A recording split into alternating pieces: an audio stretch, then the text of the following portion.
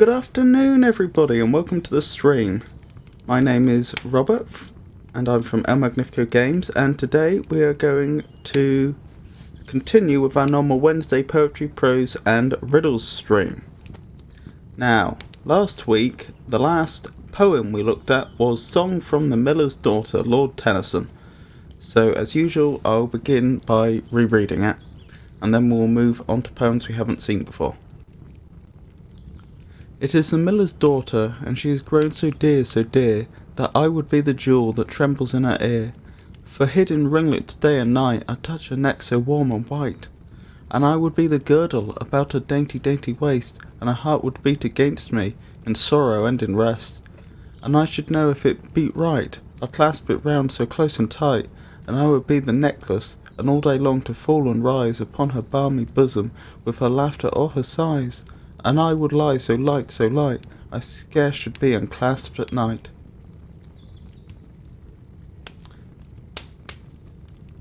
So, nice little poem, little sentimental, as it has been noted he tended to be.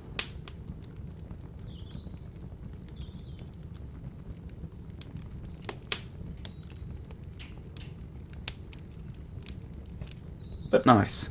So, let's move on to St. Agnes Eve. Deep on the convent roof the snows are sparkling to the moon. My breath to heaven like vapour goes. May my soul follow soon. The shadows of the convent towers slant down the snowy sward, still creeping with the creeping hours that lead me to my Lord. Make thou my spirit pure and clear, as are the frosty skies, or this first snowdrop of the year that in my bosom lies. As these white robes are soiled and dark, to yonder shining ground, as this pale taper's earthly spark to yonder argent round. So shows my soul before the Lamb, my spirit before thee, so in mine earthly house I am, to that I hope to be. Break up the heavens, O Lord, and far, through all yond starlight keen, draw me thy bride, a glittering star, in raiment white and clean. He lifts me to the golden doors, the flashes come and go, or heaven bursts her starry floors, and strews her lights below, and deepens on and up, the gates roll back and far within, for me the heavenly bridegroom waits, to make me pure of sin, the Sabbath of eternity, one Sabbath deep and wide, a light upon the shining sea, the bridegroom with his bride.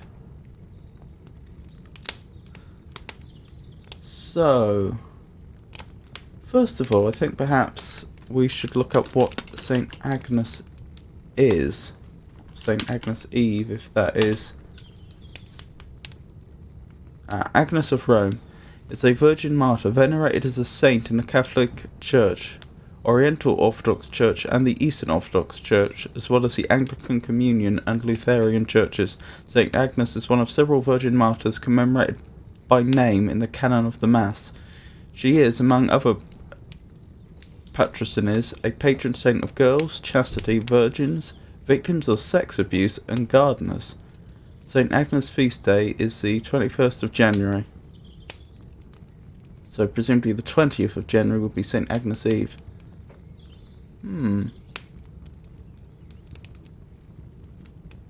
Interesting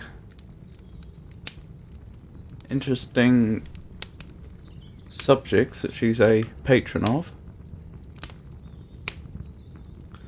Substantially, the broader social circumstances of her martyrdom are believed to be authentic, though the legend cannot be proven true, and many details of the 5th century acts of St. Agnes are open to criticism. A church was built over a tomb and her relics venerated. According to tradition, Agnes was a member of the Roman nobility.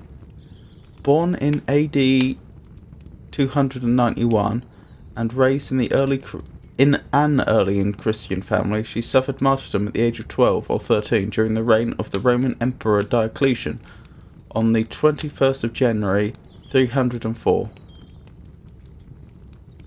A beautiful young girl from a wealthy family, Agnes had many suitors of high rank, and the young men, slighted by a resolute devotion to religious purity, submitted her name to the authorities as a follower of Christianity. The prefect, Sempronius, condemned Agnes to be dragged naked through the streets to a brothel, On one account, as she prayed, her hair grew and covered her body. It was also said that all of the men that attempted to rape her were immediately struck blind. The son of the prefect was struck dead, but revived after she prayed for him, causing her release. There commenced a trial from which Sempronius recused himself, allowing another figure to preside and sentence St. Agnes to death. Recused.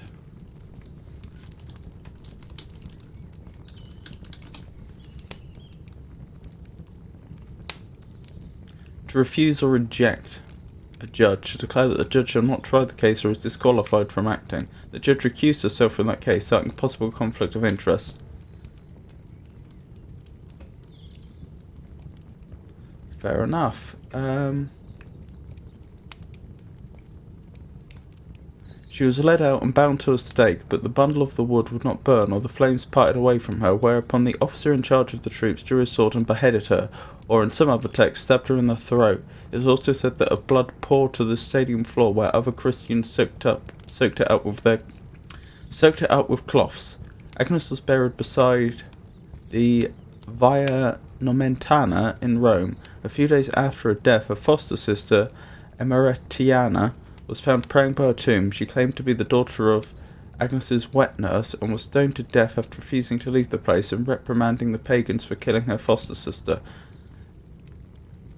Emerentiana was also later canonized. The daughter of Constantine I,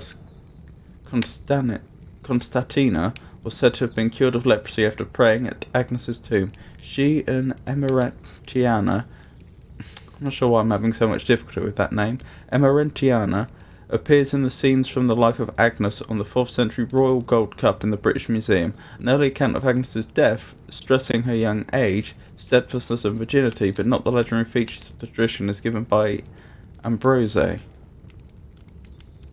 Ambrose of Milan, venerated as Saint Ambrose, was a theologian and statesman who served as Bishop of Milan from 374 to 397. He expressed himself prominently as a public figure, fiercely promoting the Christian faith against Arianism and paganism.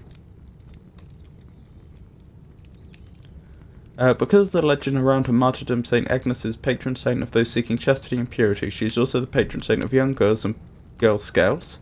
Folk customs called for her to practice rituals on St. Agnes Eve, the 20th to the 21st of January, with a view to discovering their future husbands. This superstition has been immortalised in John Keats' poem, The Eve of St. Agnes, which isn't the poem we're currently looking at. We're looking at St. Agnes Eve by Lord Alfred Tennyson.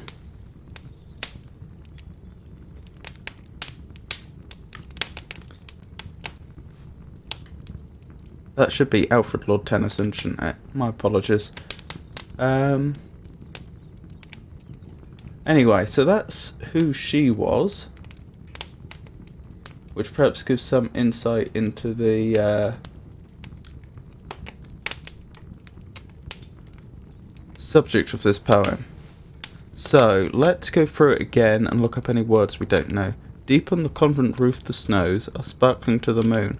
My breath to heaven like vapour goes, may my soul follow soon. The shadows of the convent towers slant down the snowy sward. Sward. What's a sward?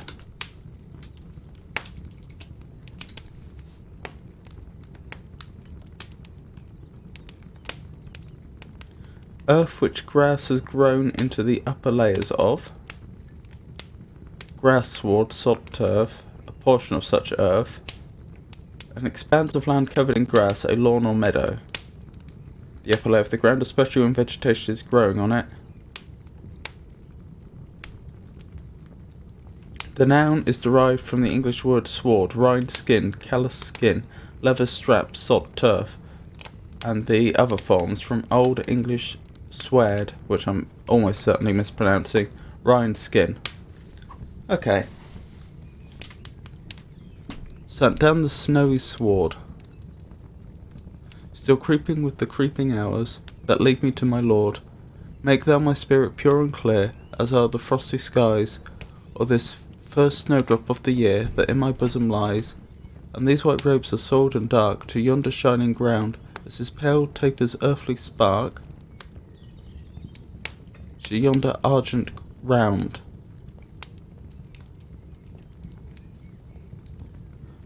Tapers earthly spark. I'm not sure what they mean by that. A slender wax candle. A small light. A tapering form, gradual diminution of thickness and or cross-section in an elongated object.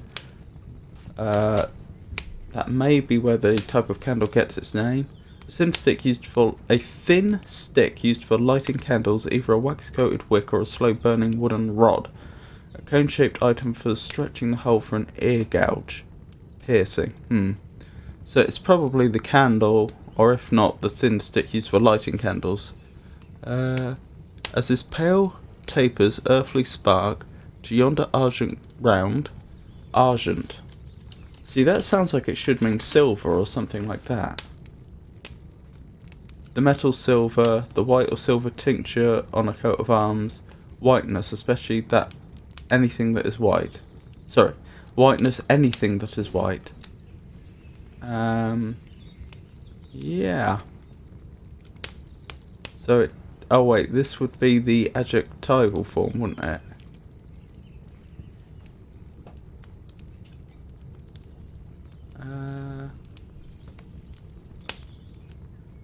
Of silver or silver coloured, of a white or silvery tincture on a coat of arms. So yes. As this pale tapers earthly spark to yonder argent round, so shows my soul before the Lamb, my spirit before thee. Lamb, okay, I remember I skipped over something to do with lambs on the page about Saint Agnes. On the feast of Saint Agnes, 2 lambs are traditionally brought from the Trappist Abbey of Trefontaine in Rome in order to be blessed by the Pope. In the summer, the lambs are shorn and the wool is used to weave the pallia, which the Pope gives on the feast of St. Peter and Paul to the newly appointed metropolitan archbishops as a sign of his jurisdiction and their union with the Pope.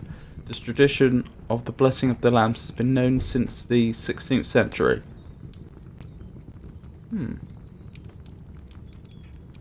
What does it say under iconography? Since the Middle Ages, St. Agnes was traditionally depicted as a young girl with her long hair down with a lamb, the symbol of both her virginal innocence and her name,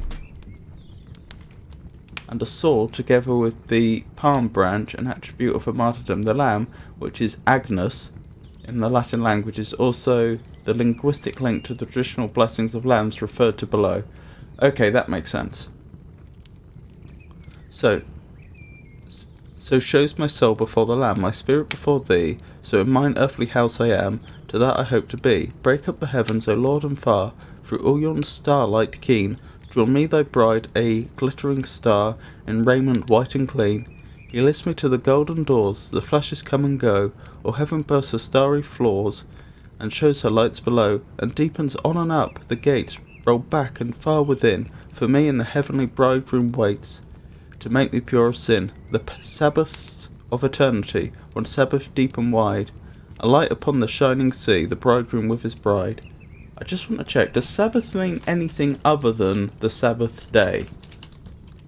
That is the day of rest, Sunday. Saturday, observed in Judaism and some Christian denominations as the day of rest and worship. Sunday, observed in most of Christianity as a day of rest and worship. A meeting of witches. Incidentally, this distinction probably explains why in some traditions a week is thought to begin on Monday, whereas in other traditions it's thought to begin on Sunday. Because of course God made the earth in 6 days, and the 7th was the day of rest.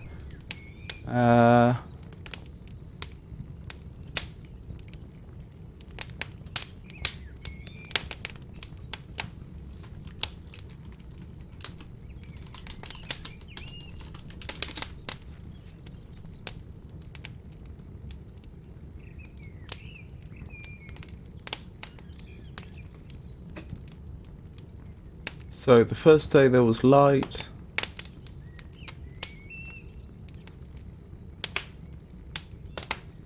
Then the sky and the waters and so on and so forth.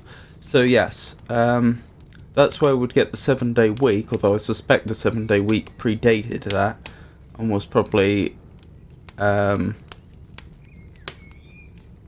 just adopted by Judaism originally. And then depending upon which day you consider the week to begin with, you end up with the 7th day, the Sabbath, the day of rest, either ending on Saturday or either falling on Saturday or Sunday. Which is interesting, because I'd noticed that difference before, but never really understood why. What else? A meeting of witches, also called a witches' Sabbath, among the ancient Jews and Hebrews, the 7th year, when the land was left fallow. Interesting. Buddhism, Myanmar, Uposatha Day. From Middle English, Sabbat, Sabbath. From Latin sabbatum, from ancient Greek Sabaton, I think. I don't know, I don't speak ancient Greek. From Hebrew, again with the spelling ending in th, probably influenced by the traditional transliteration of Hebrew as Shabbath, being attested since the possibly from the Sumerian Sabbat, mid-rest. So that does seem to be it. See, I was wondering if I could draw any additional meaning into the Sabbaths of eternity. Perhaps just the rest of eternity is what it's getting at?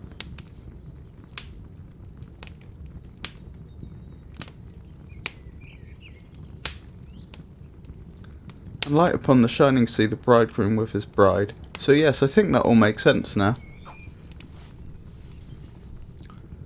Interesting topic for a poem. It sounds as though this is probably an individual who's getting towards the end of their life, has spent it as a nun, and this is a reflection upon that fact and anticipation of the eternal rest. It is interesting. So what else? We've looked at meaning, we've looked at words, so I guess it's just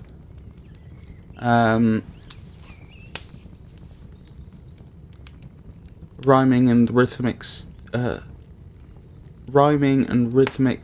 structures left to look at. Snows goes, moon soon, towers hours, sword lord. Clear year, skies lies. Okay, so this is fairly conventional AB rhyming.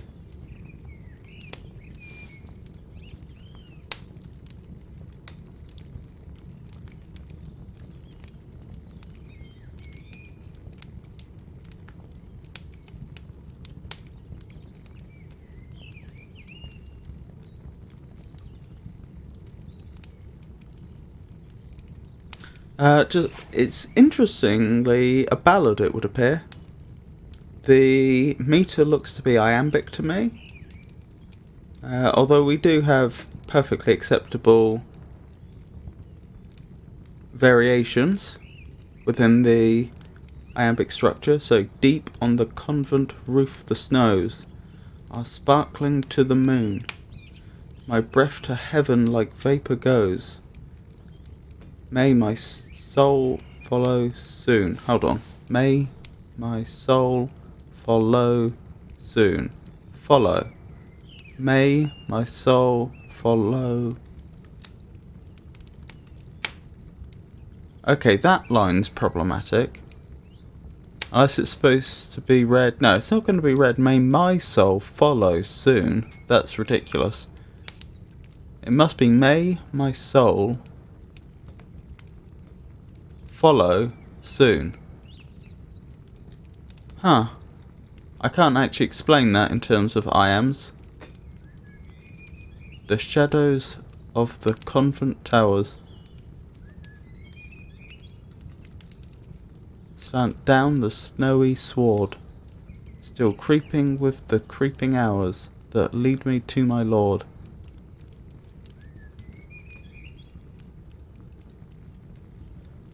But yeah, I think it is more or less iambic, even though there are some interesting variations here and there. And it's clearly 4 feet followed by 3 over and over again, so it's a ballad. Looks to me that way anyway. If you think otherwise, then by all means leave a comment, and we'll discuss it. Yeah, that covers rhythmic and rhyming scheme. So, moving on to the final reading, and then the next poem, I suppose. Deep on the convent roof the snows are sparkling to the moon. My breath to heaven like vapour goes, may my soul follow soon. The shadows of the convent towers slant down the snowy sward, still creeping with the creeping hours that lead me to my lord.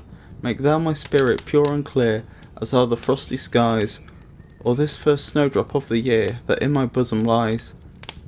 As these white robes are soiled and dark to yonder shining ground, as this pale taper's earthly spark to yonder argent round, so shows my soul before the Lamb, my spirit before thee. So in mine earthly house I am, to that I hope to be. Break up the heavens, O Lord, and far, through all yon starlight keen. Draw me thy bride a glittering star, in raiment white and clean. He lifts me to the golden doors, the flashes come and go, or heaven bursts her starry floors, and strows her lights below, and deepens on and up, the gates roll back and far within, for me in the heavenly bridegroom waits, to make me pure of sin. The Sabbaths of eternity, one Sabbath deep and wide, a light upon the shining sea, the bridegroom with his bride.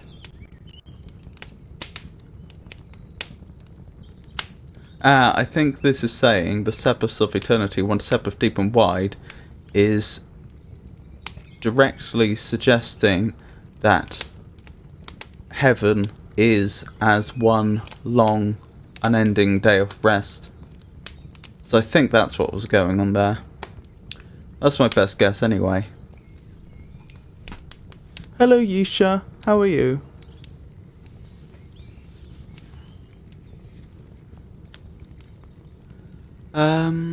Right, so another poem by Alfred Lord Tennyson. This one is called Break, Break, Break. Break, break, break, on thy cold grey stones, O sea, and I would that my tongue could utter the thoughts that arise in me. O well for the fisherman's boy, that he shouts with his sister at play. O well for the sailor lad, that he sings in his boat on the bay. And the stately ships go on to their haven under the hill, but oh for the touch of a vanished hand, and the sound of a voice that is still. Break, break, break, at the foot of thy crags, O sea, but the tender grace of a day that is dead will never come back to me.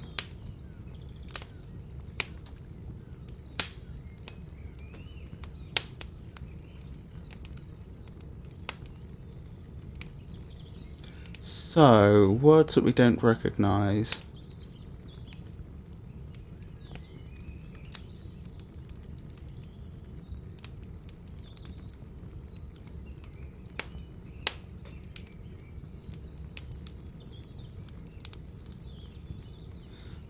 I think I recognise all the words there. If there's any words that you'd like to see discussed or explained, please leave a comment.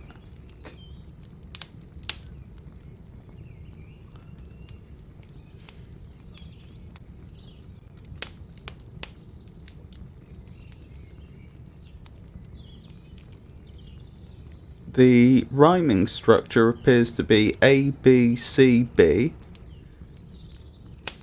which is fair enough.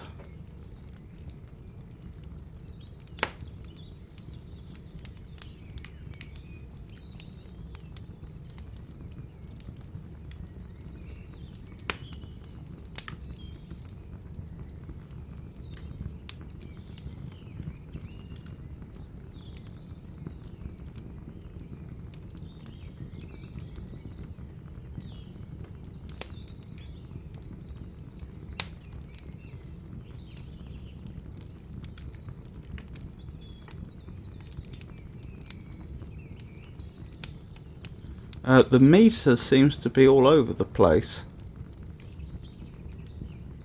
I mean, we have some lines that only have 3 syllables and lines that have as much as 10.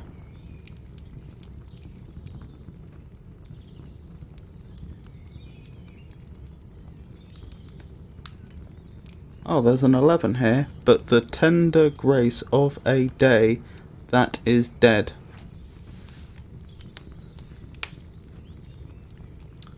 So yes.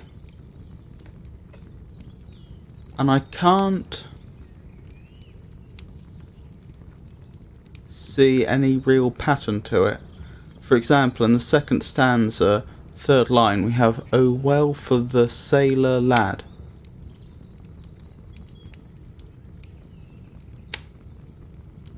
Which is 7 syllables. And then in the 3rd stanza, 3rd line, we have "But oh for the touch of a vanished hand," which is 10, I think.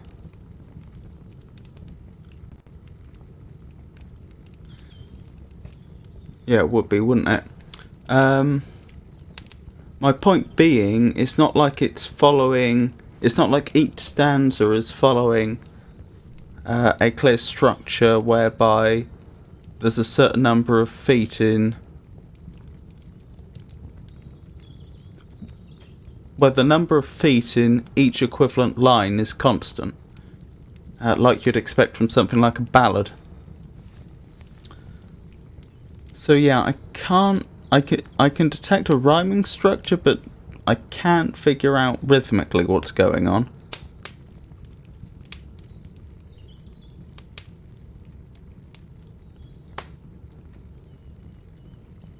I think it's trochaic, though.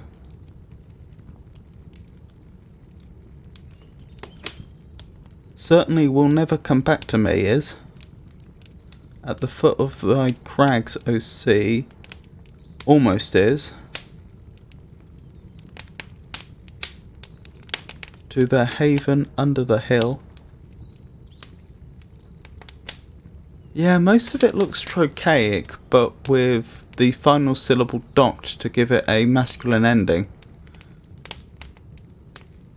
Well, that's all I can really say about the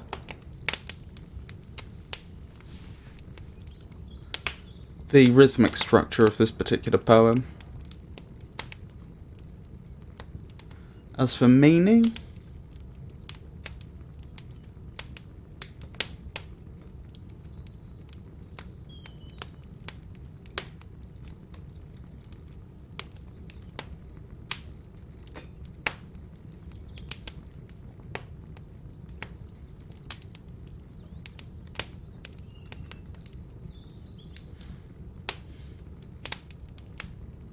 I mean, there are lines here that make me think that it's about the loss of a loved one.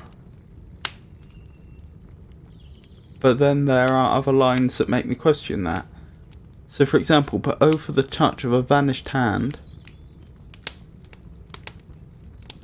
sounds like it's a reference to having lost someone, but the following line is "and the sound of a voice that is still," which seems to contradict that, unless all it is suggesting is that they lost a hand, which, I mean, I suppose would happen in maritime circles, but I'm not sure. I'm going to have a look it up quickly.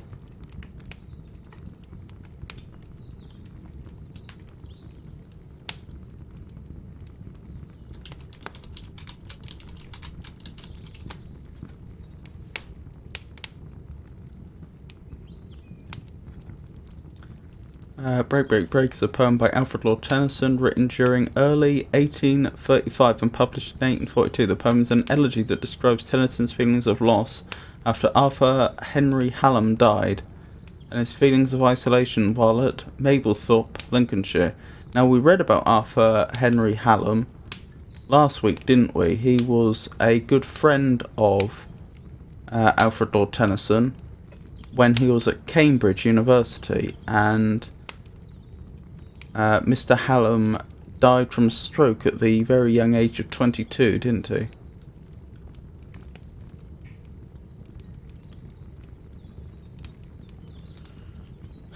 Themes. The poem describes feelings of loss spoken by a man standing on a rocky seashore. It is a strong biographical connection containing Tennyson's feelings of melancholy and nostalgia.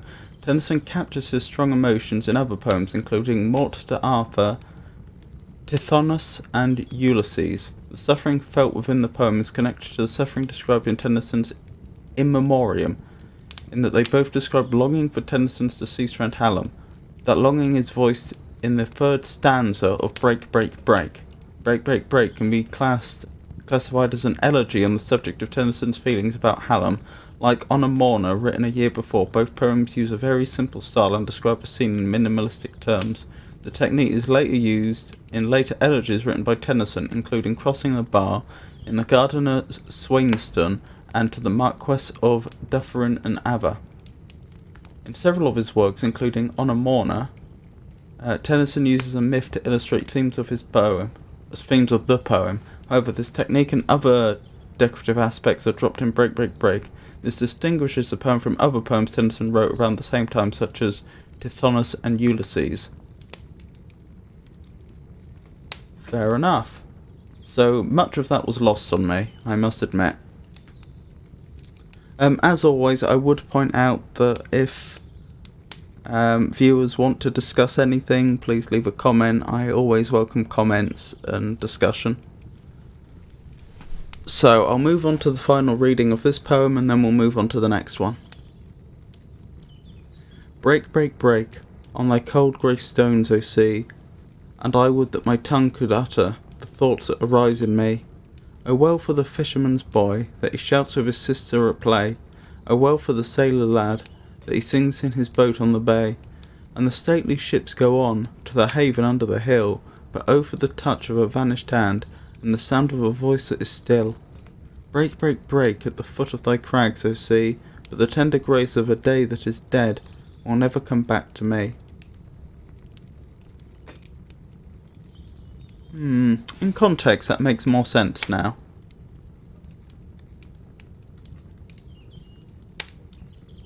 But I still think there's probably parts of it that are lost on me. I still don't fully understand the fourth line of the third stanza. Still, we move on to Song from the Princess. Tears, idle tears, I know not what they mean. Tears from the depths of some divine despair rise in the heart and gather to the eyes, in looking on the happy autumn fields, and thinking of the days that are no more. Fresh as the first beam glittering on a sail, that brings our friends up from the underworld, sad as the last which reddens over one, that sinks with all we love below the verge, so sad, so fresh, the days that are no more, our saddened strangers in dark summer's dawns, the earliest pipe of half-awakened birds, to dying ears, when unto dying eyes, the casement slowly grows a glimmering square, so sad, so strange, the days that are no more. Dear as remembered kisses after death, and sweet as those by hopeless fancy fade, on lips that are for others, deep as love, deep as first love, and wild with all regret. O death in life, the days that are no more.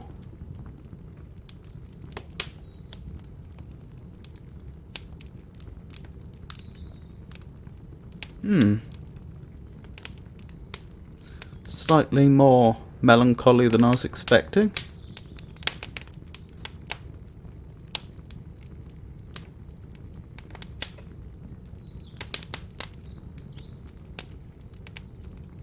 Anyway, I don't think there are any words that require looking up. If you disagree, by all means leave a comment.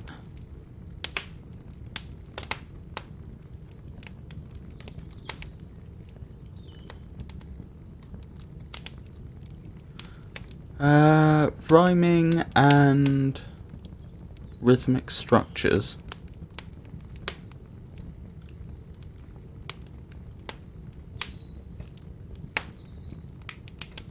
Pretty sure there's no rhyme here. I think this is blank verse.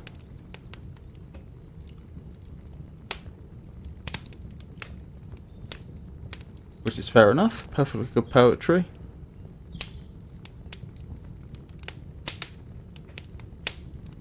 Yep, if there is rhyme here, then it's lost on me.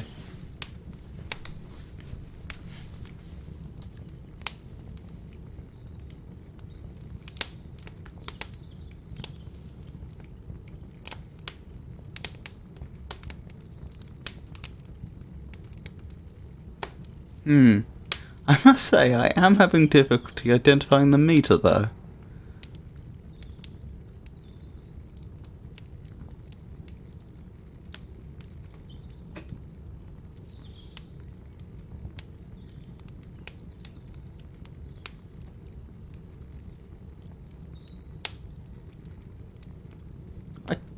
I'm sorry, I cannot identify the meter.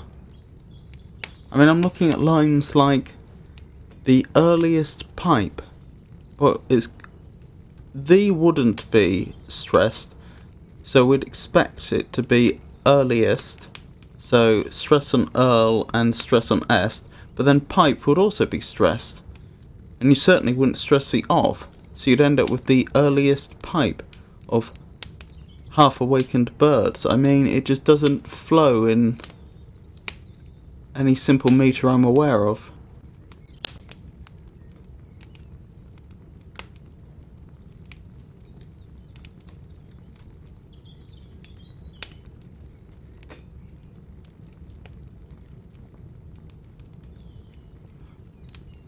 Although the next line, to dying ears when unto dying eyes, let me say that again, to dying ears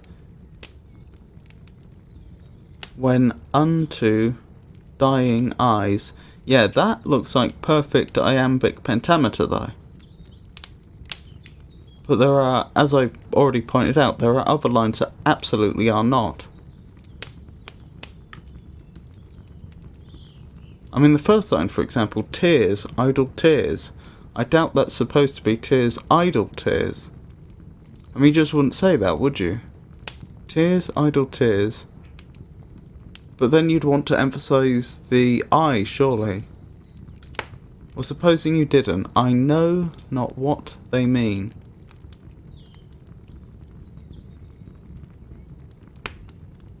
Okay, that could work.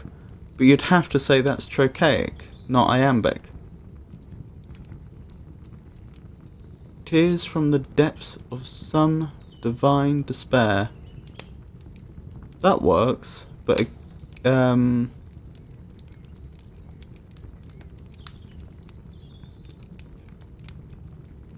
that's actually iambic though, just with a trochaic substitution at the start. Rise in the heart and gather to the eyes. See, now that causes problems. Rise in the heart is good, and gather to the eyes. That's not too bad. That's a Pyrrhic substitution on the penultimate foot, isn't it?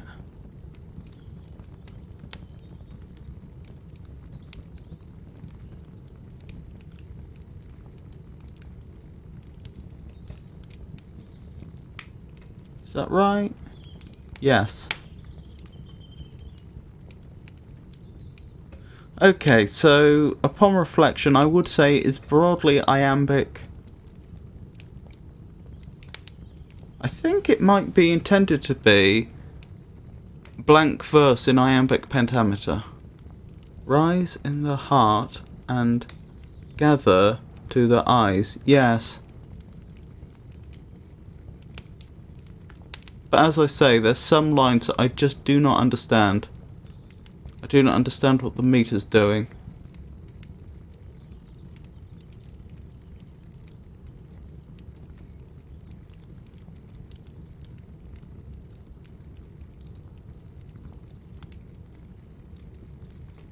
For example, sad and strange, as in dark summer dawns. I mean, surely the would be stressed.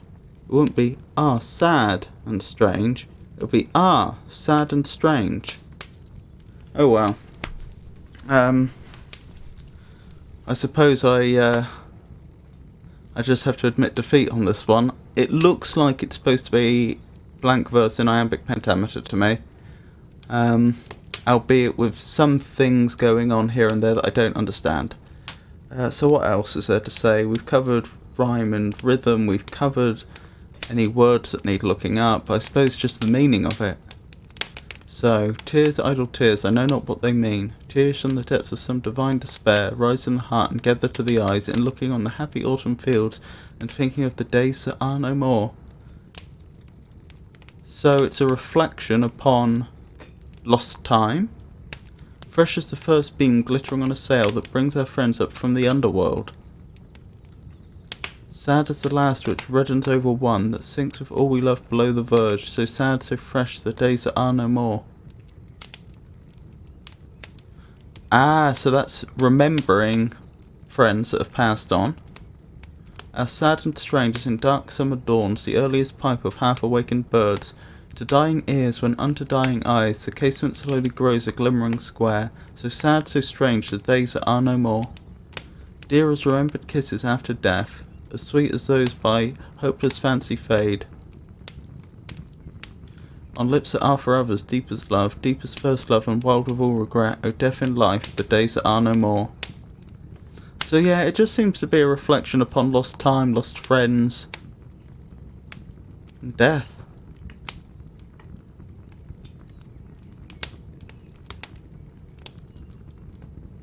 It certainly does seem moderately well crafted, even if I can't identify everything that's going on. So I guess we'll move on to the final reading and then on to the next one, which is also called Song from the Princess. Tears, idle tears, I know not what they mean. Tears from the depths of some divine despair rise in the heart and gather to the eyes, in looking on the happy autumn fields and thinking of the days that are no more. Fresh as the first beam glittering on a sail that brings our friends up from the underworld. Sad as the last which reddens over one that sinks us all we love below the verge. So sad, so fresh, the days that are no more. Ah, sad and strange as in dark summer dawns the earliest pipe of half-awakened birds, to dying ears when unto dying eyes the casement slowly grows a glimmering square. So sad, so strange, the days that are no more. Dear as remembered kisses after death, and sweet as those by hopeless fancy fade, on lips that are for others deep as love, deep as first love, and wild with all regret, O death in life, the days that are no more. So, another song from the Princess. Ask me no more, the moon may draw the sea, the cloud may stoop from heaven and take the shape of fold to fold and mountains or of cape, but oh to fond when have I answered thee, ask me no more. Ask me no more, what answer should I give? I love not hollow cheek or faded eye, yet, O my friend, I will not have thee die. Ask me no more, lest I should bid thee live. Ask me no more. Ask me no more, thy fate and mine are sealed. I strove against the stream and all in vain. Let the great river take me to the main. No more, dear love, for at a touch I yield. Ask me no more.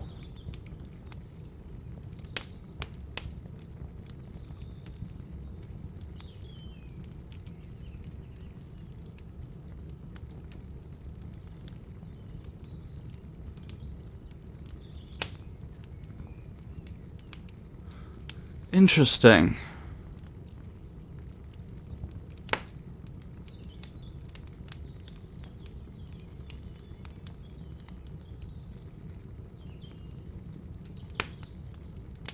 So the rhyming structure is A, B, B, A, C, although the C is the same line, ask me no more, in each stanza.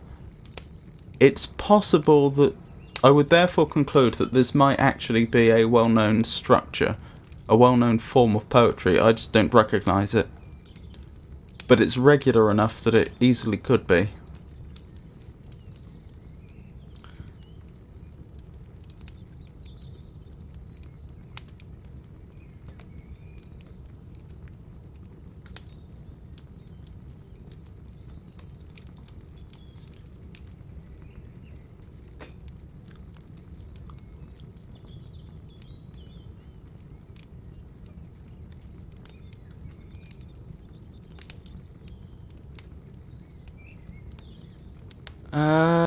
This again looks like iambic pentameter, but with some odd variations.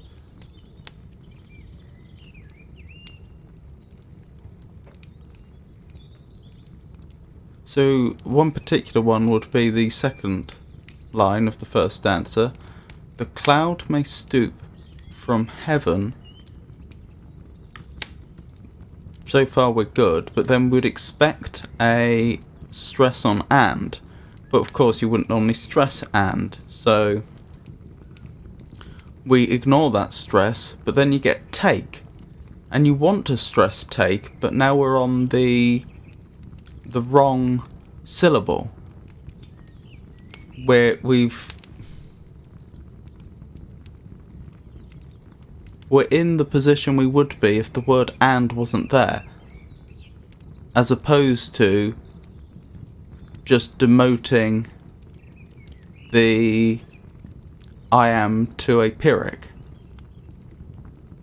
So then you stress take, and it's followed by the shape, which continues the new rhythmic structure, not the old.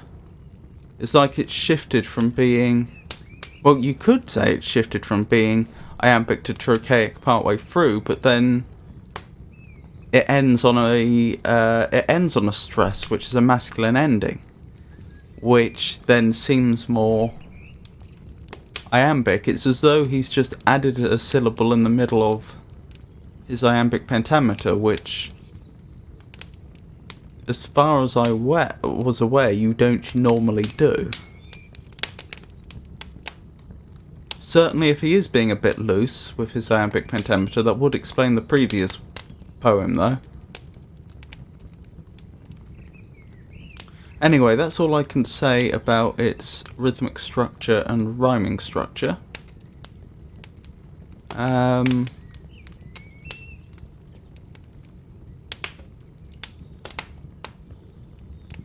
So, meaning, ask me no more, the moon may draw the sea.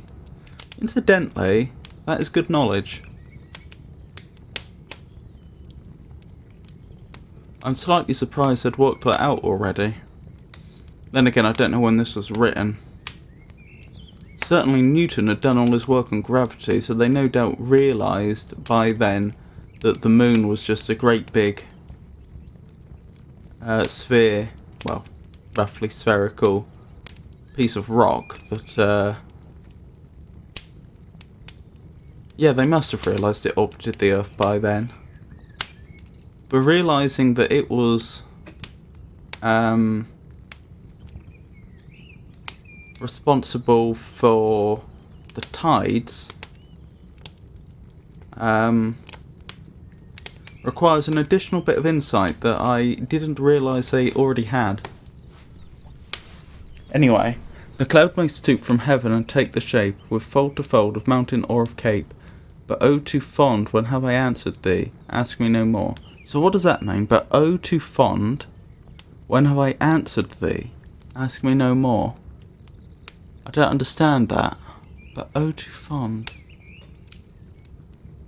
Ask me no more, what answer should I give? I love not hollow cheek or faded eye. Yet, O my friend, I will not have thee die. Ask me no more, lest I should bid thee live. Ask me no more. Ask me no more, thy fate and mine are sealed. I strove against the stream, and all in vain. Let the great river take me to the main. No more, dear love, for at a touch I yield. Ask me no more.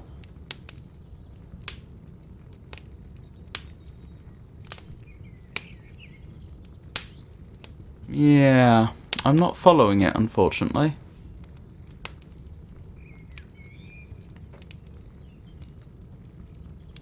Ask me no more, the moon may draw the sea. The cloud may stoop from heaven and take the shape, with fold to fold of mountain or of cape. But oh, too fond, when have I answered thee? Ask me no more. Ask me no more, what answer should I give? I love not hollow cheek or faded eye. Yet, O my friend, I will not have thee die. Ask me no more, lest I should bid thee live. No, I don't get it, unfortunately. Particularly the last stanza makes me think this is probably quite a good poem, but I'm not following it. So I'll move on to the final reading, and then we will look at the next one, which is Crossing the Bar. Ask me no more, the moon may draw the sea, the clouds may stoop from heaven and take the shape with fold to fold of mountain or of cape. But oh too fond, when have I answered thee? Ask me no more. Ask me no more, what answer should I give? I love not hollowed cheek or faded eye, yet, O my friend, I will not have thee die. Ask me no more, lest I should bid thee live. Ask me no more. Ask me no more, thy fate and mine are sealed. I strove against the stream, and all in vain. Let the great river take me to the main. No more, dear love, for at a touch I yield. Ask me no more. Oh, this is the final poem we have from Alfred Lord Tennyson. Crossing the Bar, which I believe we read earlier today on Wikipedia that it was an elegy. Or, yes, I think that's correct. So, sunset and evening star, and one clear call for me, and may there be no moaning of the bar when I put out to sea. But such a tide as moving seems asleep, to fall for sound and foam, when that which drew from out the boundless deep turns again home. Twilight and evening bell, and after that the dark, and may there be no sadness of farewell when I embark. For though from out our bourne of time and place the flood may bear me far, I hope to see my pilot face to face when I have crossed the bar. What do they mean by cross the bar? Or what does Alfred Lord Tennyson mean? See, when someone talks about crossing the bar, the immediate thing I think of is being a barrister. Being a lawyer who is authorised to represent people in court. But I get the impression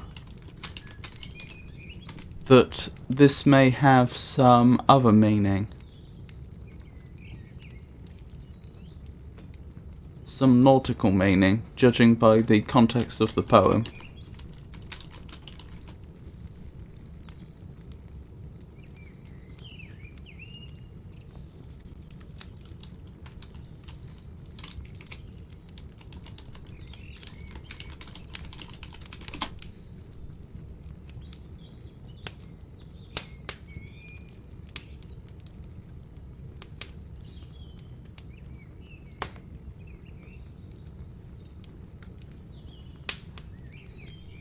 Crossing the bar. The extended metaphor of crossing the bar represents travelling serenely and securely from life through death.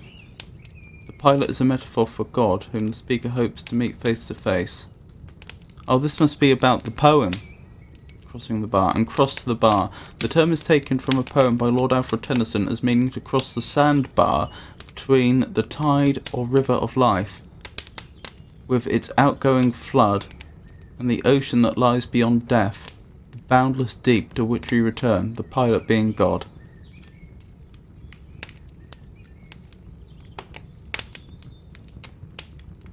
I can't believe I searched that and there's not a single reference to it in the legal sense.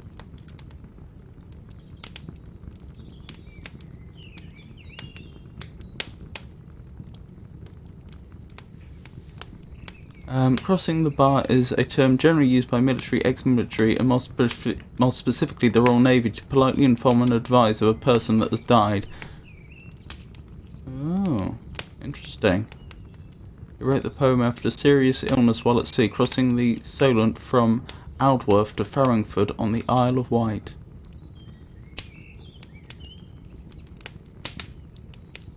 Huh.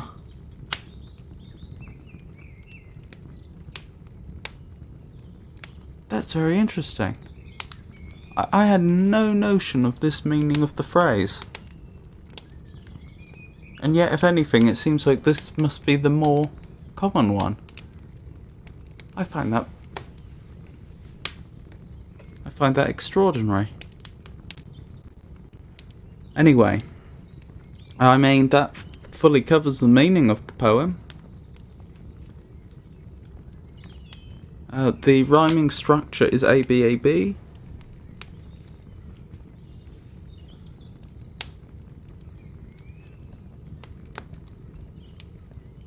It's...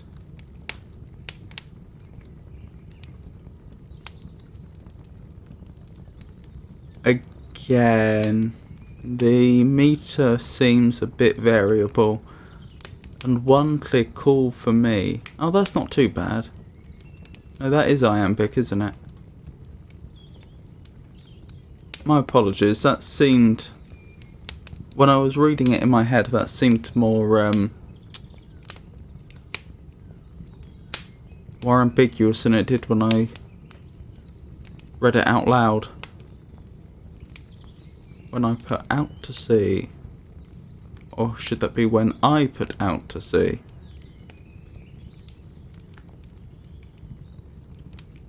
To fall for sound and foam, turns again home.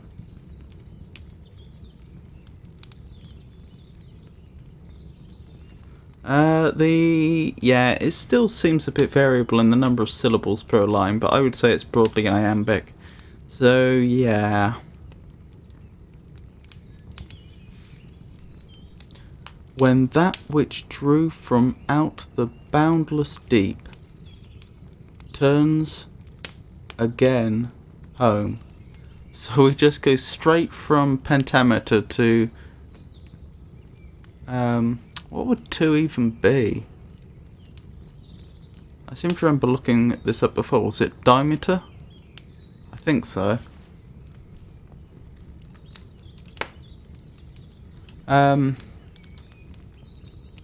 Anywho, I guess I will move on to the final reading of this poem, and then we will continue with our reading of Frankenstein. Is it not diameter? Oh, are they spelling it the American way? Yeah. So, final reading of Crossing the Bar. Sunset and evening star, and one clear call for me, and may there be no morning... I'm sorry, I'll start again. Sunset and evening star, and one clear call for me, and may there be no moaning of the bar when I put out to sea. But such a tide as moving seems asleep, too full for sound and foam, when that which drew from out the boundless deep turns again home. Twilight and evening bell, and after that the dark, and may there be no sadness or farewell when I embark.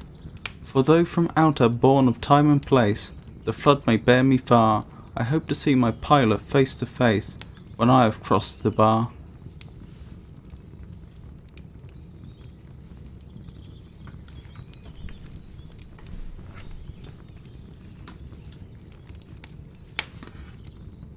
So, Frankenstein. A quick recap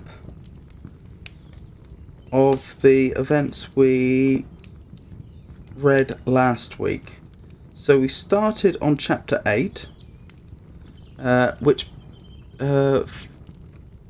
which Justine, the former maid to Victor's family, was executed on the belief that she was William's murderer, William being one of...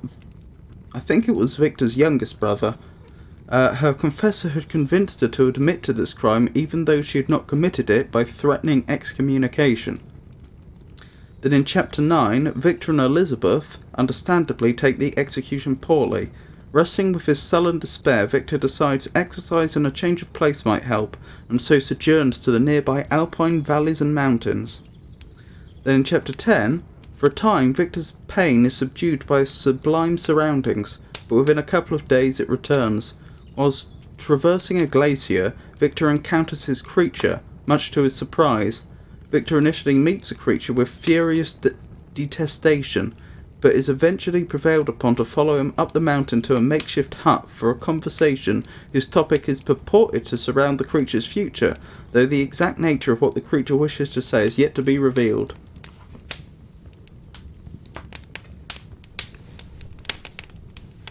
So,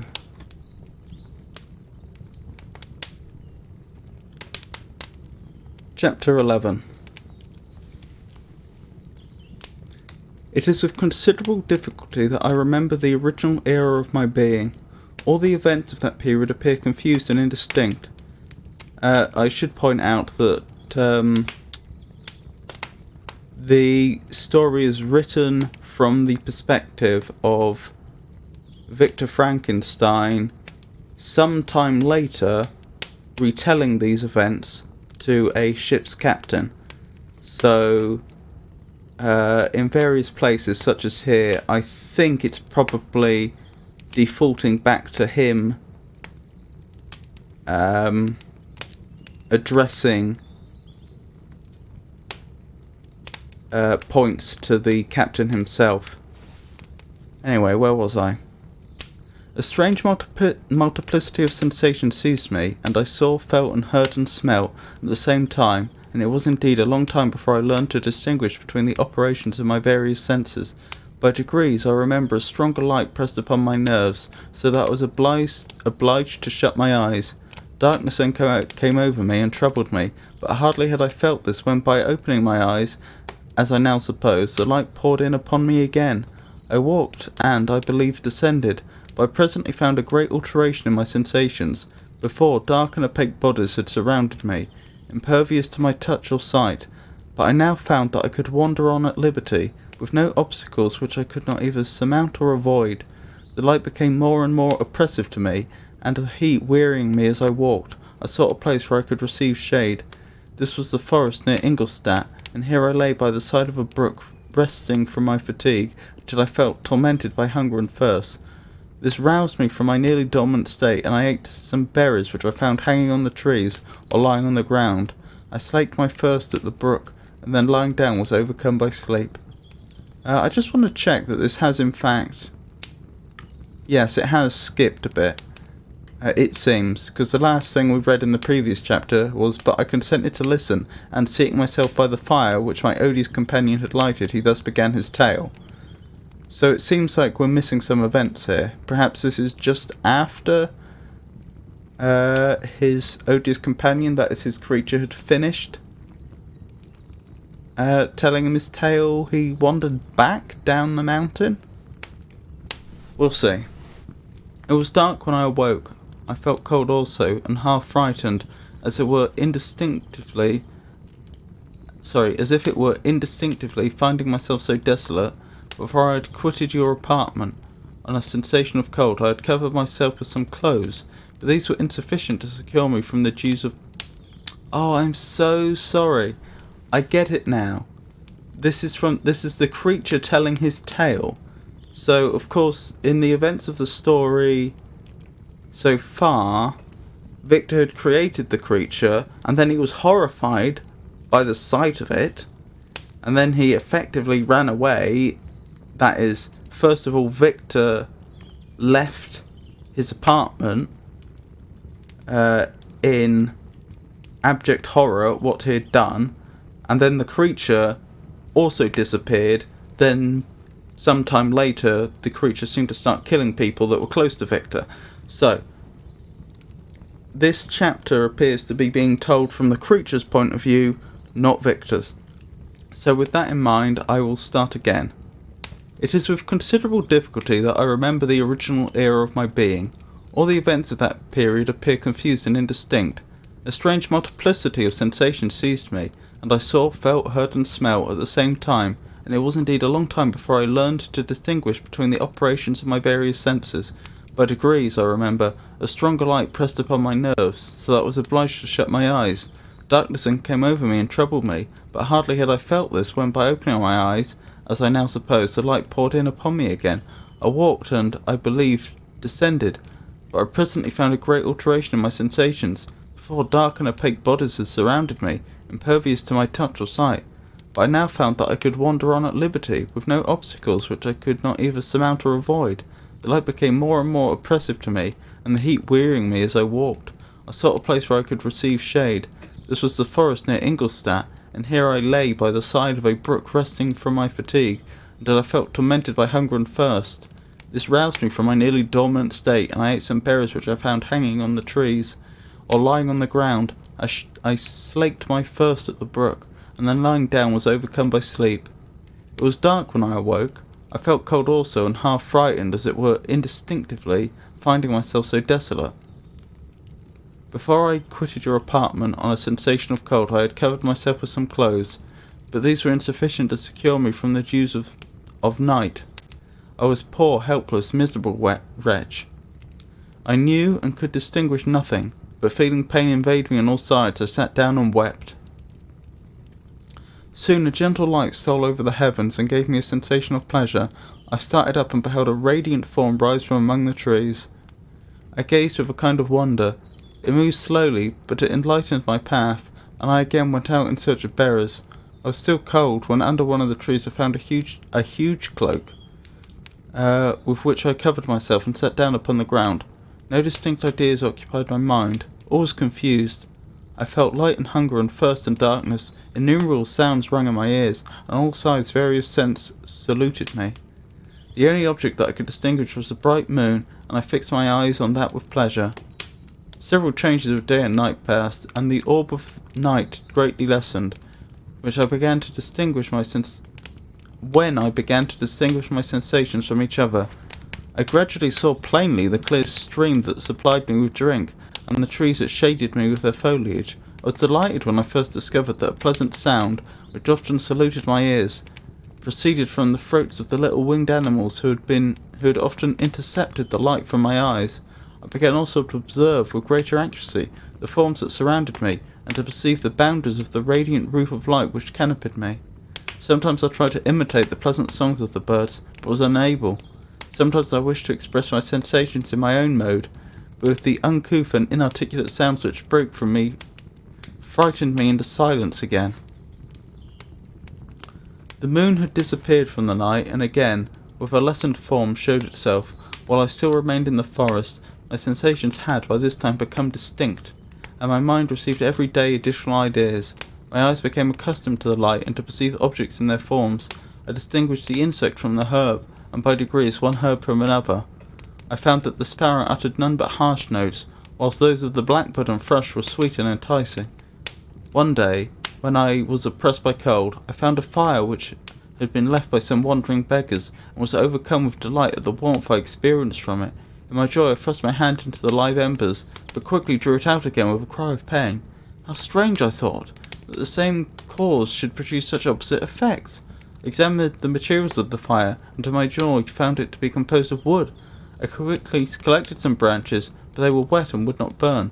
I was pained at this, and sat still watching the operation of the fire. The wet wood which I had placed near the heat dried, and itself became inflamed.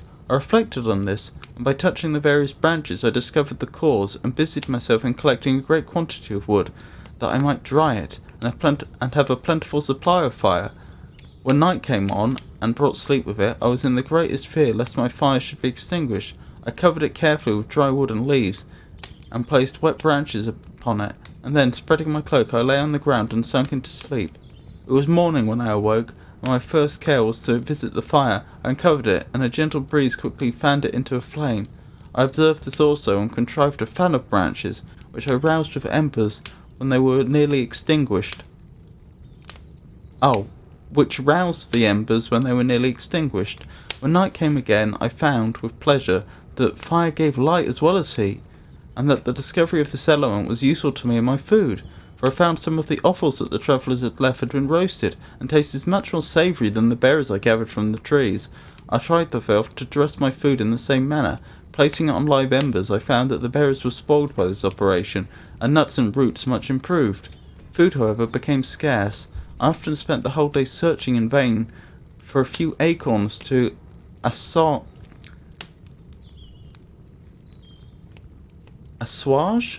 I'll have to look that up.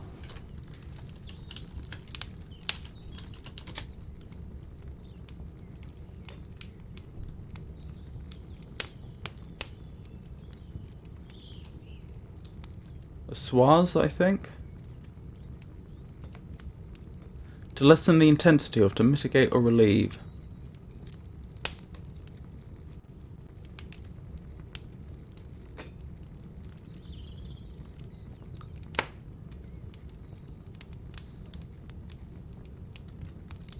What does it rhyme with? That'll help. barrage, age, assuage. That makes sense. So where was I?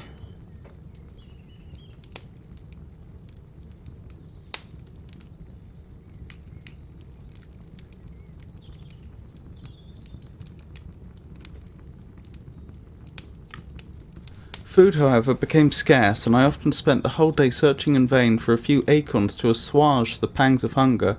When I found this, I resolved to quit the place that I had hitherto inhabited, to seek for one where the few wants I experienced would be more easily satisfied. In this emigration I exceedingly lamented the loss of the fire which I had obtained through accident, and knew not how to reproduce it.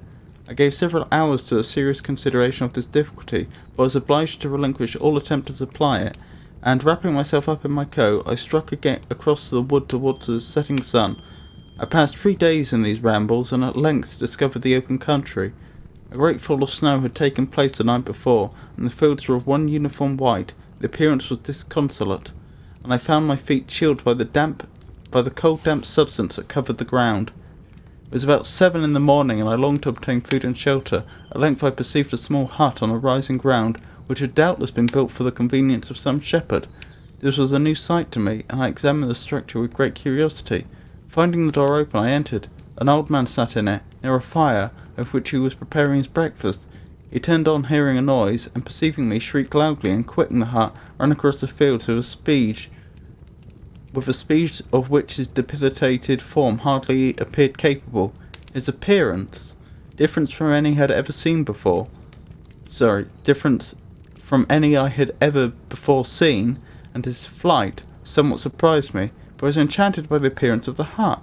Here the snow and rain could not penetrate, the ground was dry, and it was presented to me then as exquisite and divine a retreat as pandemonium appeared to the demons of hell after their sufferings in the lake of fire. I greedily devoured the remnants of the shepherd's breakfast, which consisted of bread, cheese, milk, and wine. Incidentally, I wouldn't mind knowing what that's a reference to. I wonder if that's part of the Divine Comedy. Anyway, the latter, however, I did not like. Then, overcome by fatigue, I lay down among some straw and fell asleep. It was noon when I awoke, and, allured by the warmth of the sun, which shone brightly on the white ground, I determined to recommence my travels, and depositing the remains of the peasant's breakfast in a wallet I found. What does he mean by wallet? This is set in the very late 1700s, isn't it? I don't think they've yet crossed into the 1800s.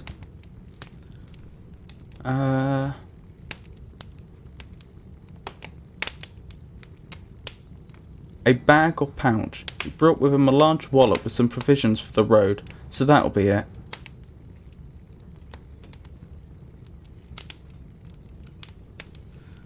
I proceeded across the fields for several hours until at sunset arrived at a village. How miraculous did this appear! The huts, the neater cottages and stately houses engaged my admiration by turns. The vegetables in the gardens, the milk and cheese that I saw placed at the windows of some of the cottages allured my appetite. One of the best of these I entered. I had hardly placed my foot within the door before the children shrieked, and one of the women fainted. The whole village was roused. Some fled, some attacked me, until, grievously bruised by stones and many other kinds of missile weapons, I escaped to the open country and fearfully took refuge in a low hovel, quite bare, and making a wretched appearance after the palaces I had beheld in the village. This hovel, however, joined a cottage of a neat and pleasant appearance, but after my late dearly bought experience, I dared not enter it. My place of refuge was constructed of wood, but so low that I could with difficulty sit upright in it. No wood, however, was placed on the earth, which formed the floor, but it was dry, and although the wind entered it by innumerable chinks, I found it an agreeable asylum from the snow and rain. Here then I retreated, and lay down happy to have found a shelter, however miserable, from the inclemency of the season, and still more from the barbarity of man. As soon as morning dawned, I crept from my kennel, that I might view the adjacent cottage and discover if I could remain in the habitation I had found. It was situated against the back of the cottage, and surrounded on the sides, which were exposed, by a pigsty and a clear pool of water. One part was open, and by that I had crept in. but I now covered every crevice by which I might be perceived with stones and wood, yet in such a manner that I might move them on occasion to pass out. All the light I enjoyed came through the sty, and that was sufficient for me. Having thus arranged my dwelling, and carpeted it with clean straw, I retired, for I saw the figure of a man at a distance, and remembered too well my treatment the night before to trust myself in his power. I had first, however, provided for my sustenance for that day by a loaf of coarse bread, which I purloined, and a cup with which I could drink, more conveniently than from my hand, of the pure water which flowed by my retreat. The floor was a little raised, so that it was kept perfectly dry, and by its vicinity to the chimney of the cottage it was tolerably warm. Being thus provided, I resolved to reside in this hovel, until something should occur which might alter my determination. It was indeed a paradise, compared to the bleak forest, my former residence. The rain-dropping branches and dank earth. I ate my breakfast with pleasure, and was about to remove a plank to procure myself a little water, when I heard a step, and looking through a small chink I beheld a young creature, with a pall on her head, passing before my hovel. The girl was young, and of gentle demeanour, unlike what I have since found cottagers and farmhouse servants to be. Yet she was meanly dressed, a coarse blue petticoat and linen jacket being her only garb. Her fair hair was plaited, but not adorned. She looked patient, yet sad. I lost sight of her, and in about a quarter of an hour she returned, bearing the pail, with which was now partly filled with milk. As she walked along, seemingly incommoded?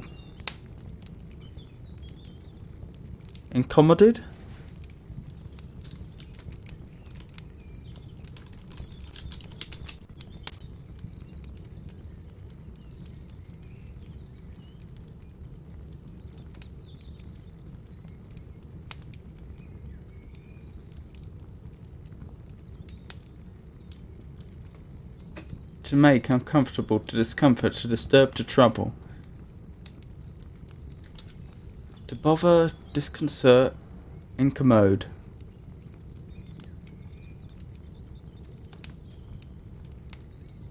I think it would be incommoded then. Where was I?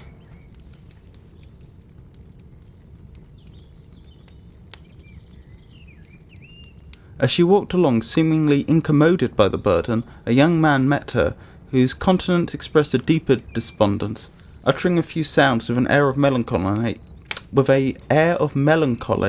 he took the pail from her head and bore it to the cottage himself. She followed, and they disappeared. Presently I saw the young man again, with some tools in his hand, cross the field behind the cottage, and the girl was also busied, sometimes in the house and sometimes in the yard. On examining my dwelling, I found that one of the windows of the cottage had formerly occupied a part of it, but the panes had been filled with wood. On one of these was a small and almost imperceptible chink, through which the eye could just penetrate. Through this crevice a small room was visible, whitewashed and clean, but very bare of furniture. In one corner, near a small fire, sat an old man, leaning his head on his hands in a disconsolate attitude. The young girl was occupied in arranging the cottage, but presently she took something out of a drawer, which employed her hands, and she sat down beside the old man, who, taking up an instrument, began to play, and to produce some sound sweeter than the voice of the thrush or the nightingale. It was a lovely sight, even to me, poor wretch, who had never beheld aught beautiful before. The silver hair and benevolent countenance of the aged cottager won my reverence, while the gentle manners of the girl enticed my love. He played a sweet mournful air, which I perceived drew tears from the eyes of his amiable companion, of which the old man took no notice, until she sobbed audibly. He then pronounced a few sounds, and the fair creature, leaving her work, knelt at his feet. He raised her and smiled with such kindness and affection that I felt sensations of a peculiar and overpowering nature. They were a mixture of pain and pleasure, such as I had never before experienced, either from hunger or cold, warmth or food, and I withdrew from the window, unable to bear these emotions. Soon after this, the young man returned, bearing on his shoulders a load of wood. The girl met him at the door, helped to relieve him of his burden, and taking some of the fuel into the cottage, placed it on the fire. Then she and the youth went apart into a nook of the cottage, and he showed her a large loaf and a piece of cheese. She seemed pleased, and went into the garden for some roots and plants, which he placed in water and then upon the fire. She afterwards continued her work, whilst the young man went into the garden and appeared busily employed in digging and pulling up roots. After he had been employed thus about an hour, the young woman joined him, and they entered the cottage together. The old man had, in the meantime, been pensive, but on the appearance of his companions he assumed a more cheerful air, and they sat down to eat. The meal was quickly dispatched. The young woman was again occupied in arranging the cottage. The old man walked before the cottage in the sun for a few minutes, leaning on the arm of the youth. Nothing could exceed in beauty the contrast between these two excellent creatures. One was old, with silver hairs and a countenance beaming with benevolence and love. The younger was slight and graceful in his figure, and his features were moulded with the finest symmetry, yet his eyes and attitude expressed the utmost sadness and despondency. The old man returned to the cottage, and the youth, with tools different from those he had used in the morning, directed his steps across the fields. Night quickly shut in, but, to my extreme wonder, I found that the cottagers had a means of prolonging light by the use of tapers. Again, we came across that in that tapers, specifically in the poem St. Agnes Eve, didn't we? So we think those are small candles. Or possibly sticks for lighting candles, because apparently it can mean either. I found that the cottagers had means of prolonging light by the use of tapers, and was delighted to find that the setting of the sun did not put an end to the pleasure I experienced in watching my human neighbours. In the evening, the young girl and her companion were employed in various occupations which I did not understand, and the old man again took up the instrument which produced the divine sounds that had enchanted me in the morning. So soon as he had finished, the youth began, not to play, but to utter sounds that were monotonous, and neither resembling the harmony of the old man's instruments nor the songs of the birds. I since found that he read aloud, but at that time I knew nothing of the science of words or letters. The family, after having been thus occupied for a short time, extinguished their lights and retired, as I conjectured, to rest. Chapter 12. I lay on my straw, but I could not sleep. I thought of the occurrences of the day. What chiefly struck me was the gentle manners of these people, and I longed to join them, but dared not.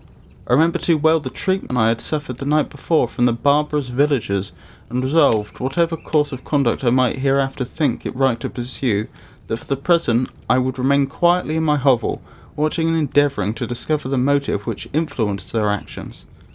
The cottagers arose the next morning before the sun. The young woman arranged the cottage and prepared the food, and the youth departed after the first meal. This day was passed in the same routine as that which preceded it. The young man was constantly employed out of doors, and the girl in various laborious occupations within. The old man, whom I soon perceived to be blind, employed his leisure hours on his instrument or on contemplation. Nothing could exceed the love and respect which the younger cottagers exhibited towards their venerable companion. They performed towards him every little office of affection and duty with gentleness, and he rewarded them by his benevolent smiles. They were not entirely happy. The young man and his companion often went apart, and appeared to weep. I saw no cause for their unhappiness, but was deeply affected by it. If such lovely creatures were miserable, it was less strange that I, an imperfect and solitary being, should be wretched. Yet why were these gentle beings unhappy? They possessed a delightful house, for such it was in my eyes, and every luxury. They had a fire to warm them when chill, and delicious viands when hungry. Okay, what's a viand then? An item of food, a choice dish.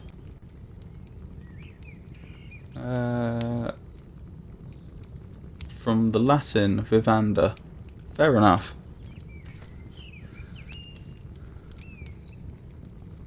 They were dressed in excellent clothes, and still more, they enjoyed one another's company and speech, interchanging each day's looks of affection and kindness. What did their tears imply? Did they really express pain? I was at first unable to solve these questions, but perpetual attention and time explained to me many appearances which were at first enigmatic. A considerable period elapsed before I discovered one of the causes of the uneasiness of this amiable family. It was poverty, and they suffered that evil in a very distressing degree. Their nourishment consisted entirely of the vegetables of their garden and the milk of one cow, which gave very little during the winter, when its masters could scarcely procure food enough to support it. When its masters could scarcely produce food to support it. They often, I believe, suffered the pangs of hunger very poignantly, especially the two younger cottagers, for several times they placed food before the old man, when they reserved none for themselves. This trait of kindness moved me sensibly. I had been accustomed during the night to steal a part of their store for my own consumption, but when I found that in doing this I inflicted pain on the cottagers, I abstained and satisfied myself with berries and nuts and roots, which I gathered from a neighbouring wood. I discovered also another means through which I was enabled to assist their labours. I found that the youth spent a great part of each day in collecting wood for the family fire, and during the night I often took his tools, the use of which I quickly discovered, and brought home firings sufficient for the consumption of several days. I remember the first time I did this, the young woman, when she opened the door in the morning, appeared greatly astonished on seeing a great pile of wood on the outside. She uttered some words in a loud voice, and the youth joined her, who also expressed surprise. I observed with pleasure that he did not go to the forest that day, but spent it repairing the cottage and cultivating the garden. By degrees I made a discovery of still greater moment. I found that these people possessed a method of communicating their experience and feelings to one another by articulate sounds. I perceived that the words they spoke sometimes produced pleasure or pain, smiles or sadness, in the minds and countenances of the hearers. This was indeed a godlike science, and I ardently desired to become acquainted with it, but was baffled in every attempt I made for this purpose. Their pronunciation was quick, and the words they uttered, not having any apparent connection with visible objects, I was unable to discover any clue by which I could unravel the mystery of their reference. By great application, however, and after having remained during the space of several revolutions of the moon in my hovel, I discovered the names that were given to some of the most familiar objects of discourse. I learned and applied the words fire, milk, bread, and wood. I learned also the names of the cottagers themselves. The youth and his companion had each of them several names, but the elder man had only one, which was father. The girl was called sister or Agatha, and the youth Felix, brother or son. I cannot describe the delight I felt when I learned the ideas appropriated to each of these sounds, and was able to pronounce them. I distinguished several other words without being able as yet to understand or apply them, such as good, dearest, unhappy. I spent the winter in this manner. The gentle manners and beauty of the cottagers greatly endeared them to me. When they were unhappy, I felt depressed. When they rejoiced, I sympathized in their joys. I saw a few human beings beside them, and if any other happened to enter the cottage, their harsh manners and rude gait only enhanced to me the superior accomplishments of my friends. The old man, I could perceive, often endeavoured to encourage his children, as sometimes I found that he called them, to cast off their melancholy. He would talk in a cheerful accent, with an expression of goodness that bestowed pleasure even upon me. Agatha listened with respect. Her eyes sometimes filled with tears, while she endeavoured to wipe away unperceived. But I generally found that her countenance and tone were more cheerful after having listened to the exhortations of her father. It was not thus with Felix, who was always the saddest of the group, and, even to my unpractised senses, it appeared to have suffered more deeply than his friends. But if countenance was more sorrowful, his voice was more cheerful than that of his sister, especially when he addressed the old man. I could mention innumerable instances which, although slight, marked the dispositions of these amiable cottagers. In the midst of poverty and want, Felix carried with pleasure to his sister the first little white flower that peeped out from beneath the snowy ground. Early in the morning, before she had risen, he cleared away the snow that obstructed her path to the milk-house, drew water from the well, and brought the wood from the outhouse, where to his perpetual astonishment he found his store always replenished by an invisible hand. In the day, I believe, he worked sometimes for a neighbouring farmer, because he often went forth, and did not return until dinner, yet brought no wood with him. At other times he worked in the garden, but as there was little to do in the frosty season, he read to the old man and Agatha. This reading had puzzled me extremely at first, but by degrees I discovered that he uttered many of the same sounds when he read as when he talked. I conjectured, therefore, that he found on the paper signs for speech which he understood, and I ardently longed to comprehend these also. But how was that possible, when I did not even understand the sounds for which they stood as signs? I improved, however, sensibly in the science, but not sufficiently to follow up any kind of conversation, although I applied my whole mind to the endeavour, for I easily perceived that, although I eagerly longed to discover myself to the cottagers, I ought not to make the attempt until I had first become master of their language, with knowledge, which knowledge might enable me to make them overlook the deformity of my figure, for with this also the contrast perpetually presented to my eyes. For with this also the contrast perpetually presented to my eyes had made me acquainted.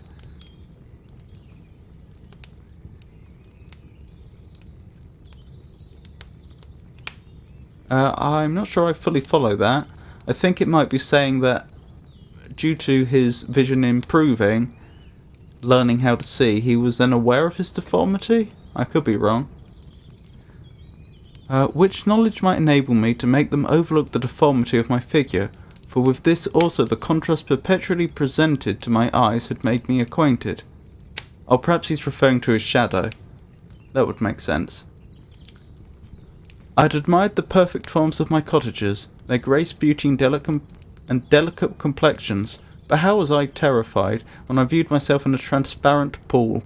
At first I started back, unable to believe that it was indeed I who was reflected in the mirror, and when I became fully convinced that I was in reality the monster that I am, I was filled with the bitterest sensation of despondence and mortification.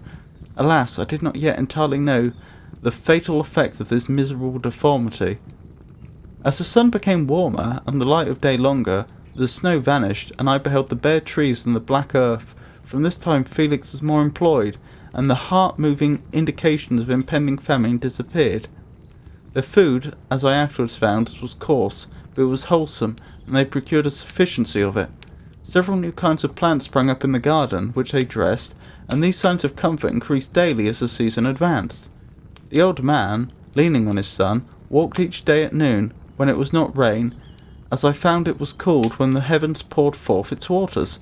This frequently took place, but a high wind quickly dried the earth, and the season became far more pleasant than it had been.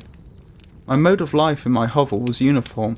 During the morning I attended the motions of the cottagers, and when they were dispersed in various occupations I slept.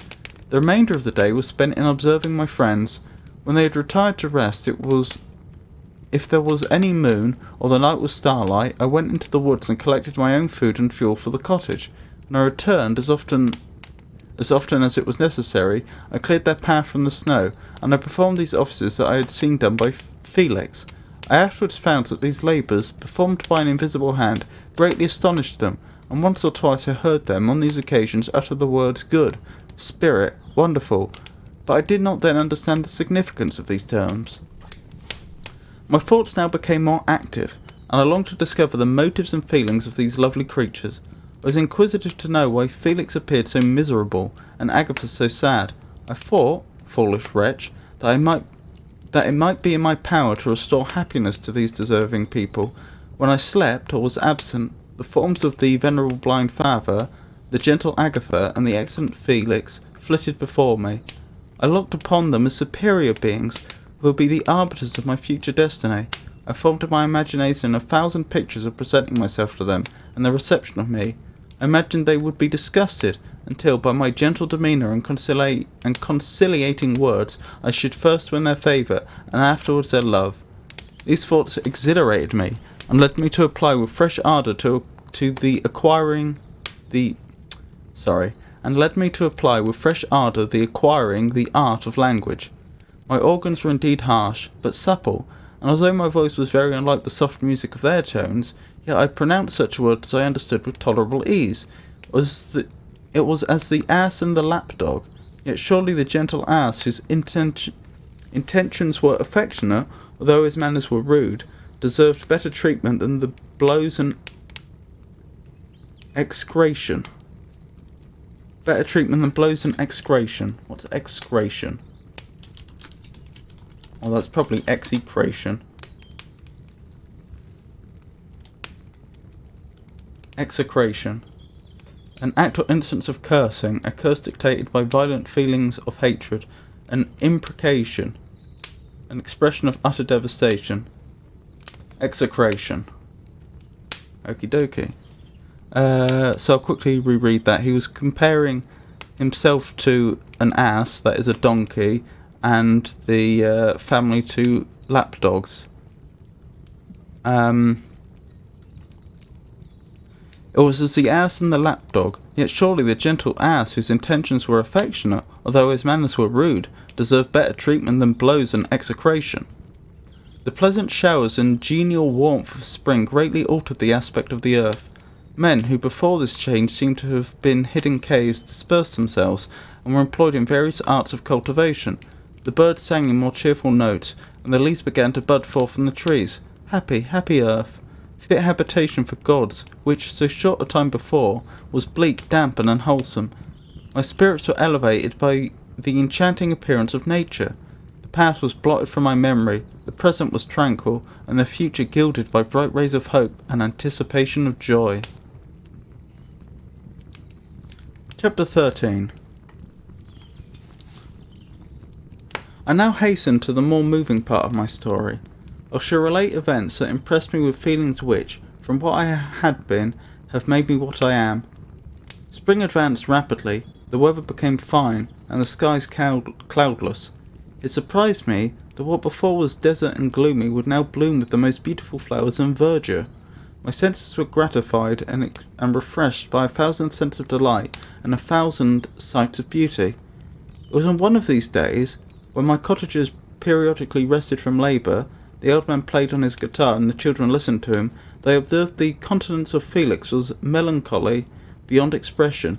He sighed frequently, and once his father paused in his music, and I conjectured by his manner that he inquired the cause of his son's sorrow. Felix replied in a cheerful accent, and the old man was recommencing his music, when someone tapped at the door. It was a lady on horseback, accompanied by a countryman as a guide. The lady was dressed in a dark suit, and covered with a thick black veil. Agatha asked a question, to which the stranger only replied by pronouncing, in a sweet accent, the name of Felix. Her voice was musical, but unlike that of either of my friends. On hearing this word, Felix came up hastily to the lady, who, when she saw him, threw up her veil, and I beheld a countenance of angelic beauty and expression, her hair of a shining raven black, and curiously braided. Her eyes were dark, but gentle, although animated, her features of a regular proportion, and her complexion wondrously fair, each cheek tinged with a lovely pink. Felix seemed ravished with delight when he saw her. Every trait of sorrow vanished from his face, and it instantly expressed a degree of ecstatic joy, of which I could hardly have believed it capable. His eyes sparkled, as his cheek flushed with pleasure, and at that moment I thought him as beautiful as the stranger. She appeared affected by different feelings. Wiping a few tears from her lovely eyes, she held out her hand to Felix, who kissed it rapturously, and called her, as well as I could distinguish, his sweet Arabian. She did not appear to understand him, but smiled. He assisted her to dismount, and dismissing her guide, conducted her into the cottage. Some conversation took place between him and his father, and the young stranger knelt at the old man's feet, and would have kissed his hand, but he raised her, and embraced her affectionately. I soon perceived that although the stranger uttered articulate sounds, and appeared to have a language of her own, she was neither understood by, nor herself understood. The cottagers. They made many signs which I did not comprehend, but I saw that her presence diffused gladness through the cottage, dispelling their sorrow as the sun dissipates the morning mists. Felix seemed peculiarly happy, and with smiles of delight welcomed his Arabian. Agatha, the ever-gentle Agatha, kissed the hands of the lovely stranger, and pointing to her brother, made signs which appeared to me to mean that he had been sorrowful until she came. Some hours passed thus, while they, by their countenances, expressed joy, the cause of which I did not comprehend. Presently I found, by the frequent recurrence of some sound which the stranger repeated after him, that she was endeavouring to learn their language, and the idea instantly occurred to me that I should make use of the same instruments to the same end. The stranger learned about 20 words at the first lesson. Most of them, indeed, were those which I had before understood, but I profited by the others. As night came, Agatha and the Arabia retired early. When they separated, Felix kissed the hand of the stranger and said, "Good night, sweet Safi." I wonder if that's Safi or Safia. Probably Safi. He sat up much longer, conversing with his father, and by the frequent repetition of her name I conjectured that their lovely guest was the subject of their conversation. I ardently desired to understand them, and bent every faculty towards that purpose, but found it utterly impossible.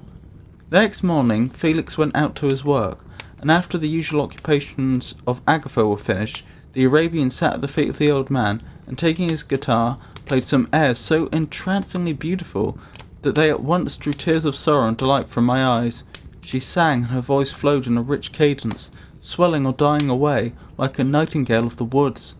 When she had finished, she gave the guitar to Agatha, who at first declined it. She played a simple air, and her voice accompanied it in sweet accents, but unlike the wondrous strain of the stranger. The old man appeared enraptured, and said some words, which Agatha endeavoured to explain to Safie, and by which he appeared to wish to express that she bestowed on him the greatest delight by her music. The days now passed as peaceably as before, with the sole alteration that joy had taken place of sadness in the countenances of my friends. Safie was always gay and happy. She and I improved rapidly in the knowledge of the language, so that in 2 months I began to comprehend most of the words uttered by my protectors. In the meanwhile, also the black ground was covered with herbage, and the green banks interspersed with innumerable flowers, sweet to the scent and the eyes, stars of pale radiance among the moonlight woods. The sun became warmer, the nights clear and balmy, and my nocturnal rambles were an extreme pleasure to me, although they were considerably shortened by the late setting and early rising of the sun, for I never ventured abroad during daylight, fearful of meeting with the same treatment I had formerly endured in the first village which I entered. My days were spent in close attention, that I might more speedily master the language, and I may boast that I improved more rapidly than the Arabian, who understands very little, and conversed in broken accents, while I comprehended and could imitate almost every word that was spoken.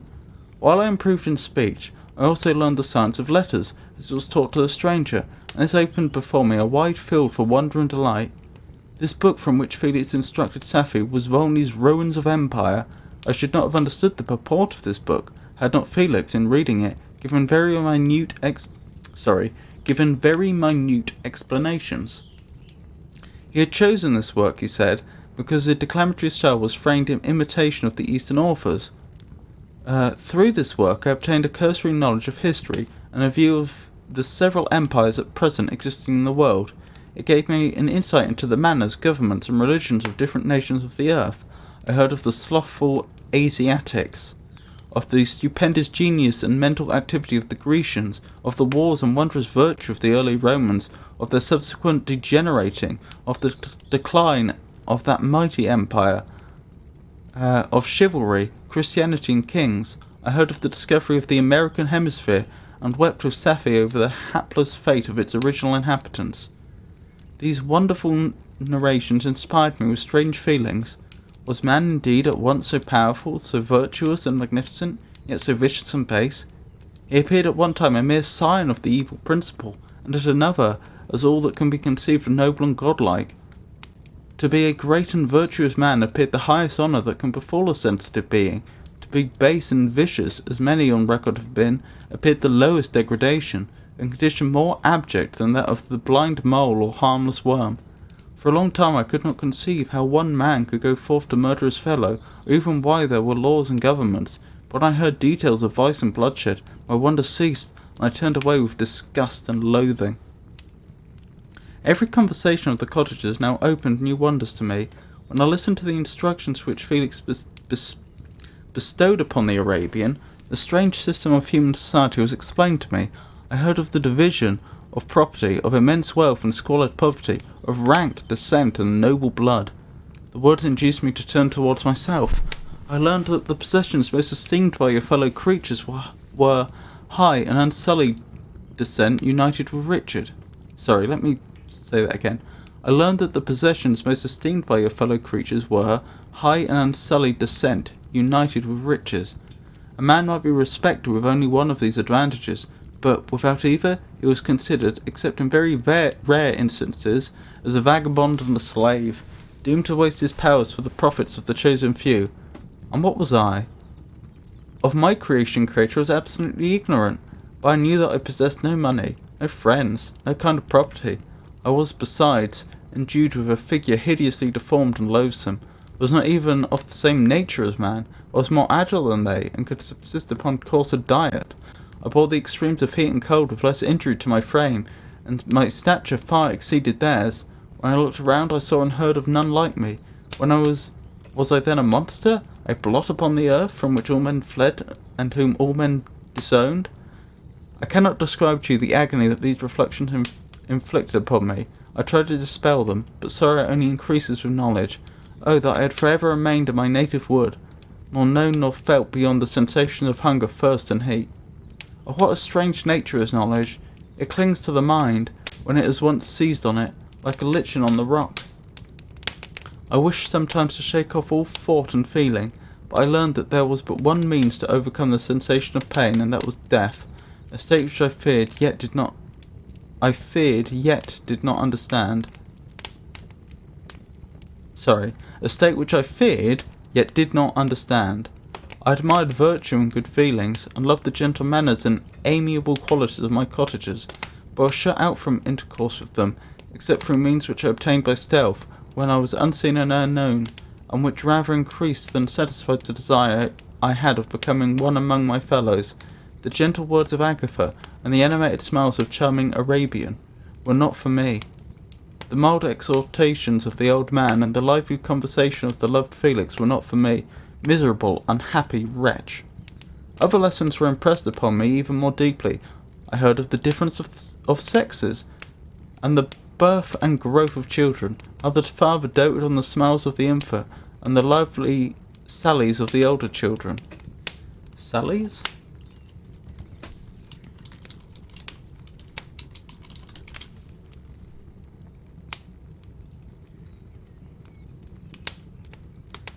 A willow, a tree that looks like a willow, an object made from the above tree's wood. I didn't know that, but clearly not what it means in this context. A sortie of troops from a besieged place against an enemy, a sudden rushing forth, a witty statement or quip, usually at the expense of one's interlocutor. Interlocutor. What's an interlocutor? A person who takes part in dialogue or conversations. An excursion or side trip, a tufted woolen part of a bell rope used to provide grip when ringing a bell. Where was I?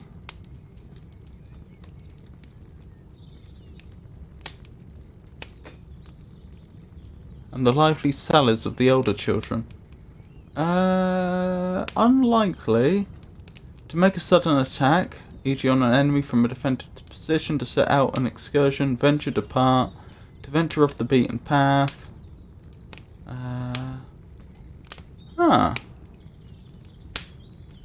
I don't know. Perhaps it means the sense here to set out on an excursion, venture, depart. Leaving the nest is what I'm thinking it may be getting at, though I'm not sure. Even if only for a time. How the father doted on the smiles of the infant, and the lively sallies of the older children. Or it could be referring to witty conversation.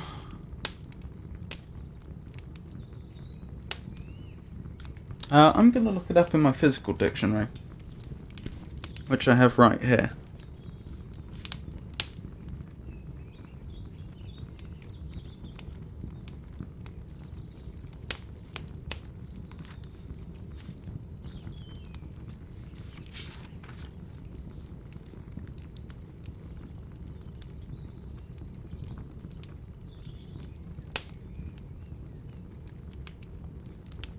So what have we got here? Rush of besieged upon besiegers. Sortie. A going forth excursion, sudden start into activity, outburst. That sounds more likely. Escapade. Witticism. Piece of banter. Lively remark, especially by way of attack upon person or thing, or of diversion and argument. First movement of a bell when set for ringing. Bell's position when set. Part of a bell rope prepared with interwoven wool for holding, through which bell rope passes. Familiar for Sarah. Sweet light tea cake served hot. Name of a girl hawking them at Bath. Circa 1800. So I would suggest the sense I mean here is probably a sudden start into activity, an outburst. Sally. So, where was I? And the lively sallies of the older child, how all the life and cares of the mother were wrapped up in the precious charge, how the mind of youth expanded and gained knowledge, of brother, sister, and all the various relationships which bind one human being to another in mutual bonds. But where were my friends and relations? No father had watched my infant days, no mother had blessed me with smiles and caresses, or if they had, all my past life was now a blot, a blind vacancy in which I distinguished nothing. From my earliest remembrance I had been as I then was in height and proportion. I had never yet seen a being resembling me, or who claimed any intercourse with me. What was I? The question again recurred, to be answered only with groans. I will soon explain to what these feelings tended, but allow me now to return to the cottagers, whose story excited me in such various feelings of indignation, delight, and wonder, but which all terminated in additional love and reverence for my protectors, for so I loved them, in an innocent, half-painful self-deceit, to call them.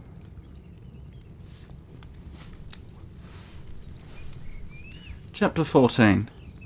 Some time elapsed before I learned the history of my friends. It was one which could not fail to impress itself deeply on my mind, unfolding as it did a number of circumstances, each interesting and wonderful to one so utterly inexperienced as I was. The name of the old man was de Lacy. He was descended from a good family in France, where he had lived for many years in affluence, respected by his superiors, and beloved by his equals. His son was bred in the service of his country, and Agatha had ranked with ladies of the highest distinction. A few months before my arrival, they had lived in a large and luxurious city called Paris, surrounded by friends and possessed of every enjoyment which virtue, refinement of intellect, or taste, accompanied by a moderate fortune, could afford. The father of Safi had been the cause of their ruin. He was a Turkish merchant who had inhabited Paris for many years, when for some reason which I could not learn, he became obnoxious to the government. He was seized and cast into prison the very day that Safi arrived from Constantinople to join him. He was tried and condemned to death. Interesting that they were calling it Constantinople after the Ottomans took over. Maybe it was renamed to Istanbul much more recently than I thought. Anyway, the injustice of his sentence was very flagrant. All Paris was indignant, and it was judged that his religion and his wealth, rather than the crime alleged against him, had been the cause of his condemnation. Felix had accidentally been present at the trial. How can you accidentally attend a trial? His horror and indignation were uncontrollable. When he heard of the decision of the court, he made, at that moment, a solemn vow to deliver him, and then looked around for the means. After many fruitless attempts to gain admittance to the prison, he found a strongly grated window in an unguarded part of the building, which lighted the dungeon of the unfortunate Muhammadan, meaning a Muslim. That's an archaic word for Muslim, I believe, a Muhammadan, who, loaded with chains, waited in despair the execution of the barbarous sentence. Felix visited the grate at night, and made known to the prisoner his intention in his favour. The Turk, amazed and delighted, endeavoured to kindle the zeal of his deliverer by promise of reward and wealth. Felix rejected his offers with contempt, yet when he saw the lovely Safi, who was allowed to visit her father, and who by her gestures expressed her lovely gratitude, the youth could not help owning to his own mind that the captive possessed a treasure which would fully reward his toil and hazard. The Turk quickly perceived the impression that his daughter had made on the heart of Felix, and endeavoured to secure him more entirely in his interest by the promise of her hand in marriage as soon as he should be conveyed to a place of safety. Felix was too delicate to accept this offer, yet he looked forward to the probability of the event as to the consummation of his happiness. During the ensuing days, while the preparations were going forward for the escape of the merchant, the zeal of Felix was warmed by several letters he received from this lovely girl, who found means to express her thoughts in the language of her lover by the aid of an old man, a servant of her father, who understood French. She thanked him in the most ardent terms for his intended services towards her parent. At the same time, she gently deplored her own fate. I have copies of these letters, for I found means, during my residence in the hovel, to procure the implements of writing, and the letters were often in the hands of Felix or Agatha. Before I depart, I will give them to you. They will prove the truth of my tale, but at present, as the sun is already far declined, I shall only have time to repeat the substance of them to you. Safi related that her father was a Christian Arab, seized and made a slave by the Turks. Recommended by her beauty, she had won the heart of the father of Safi, who married her.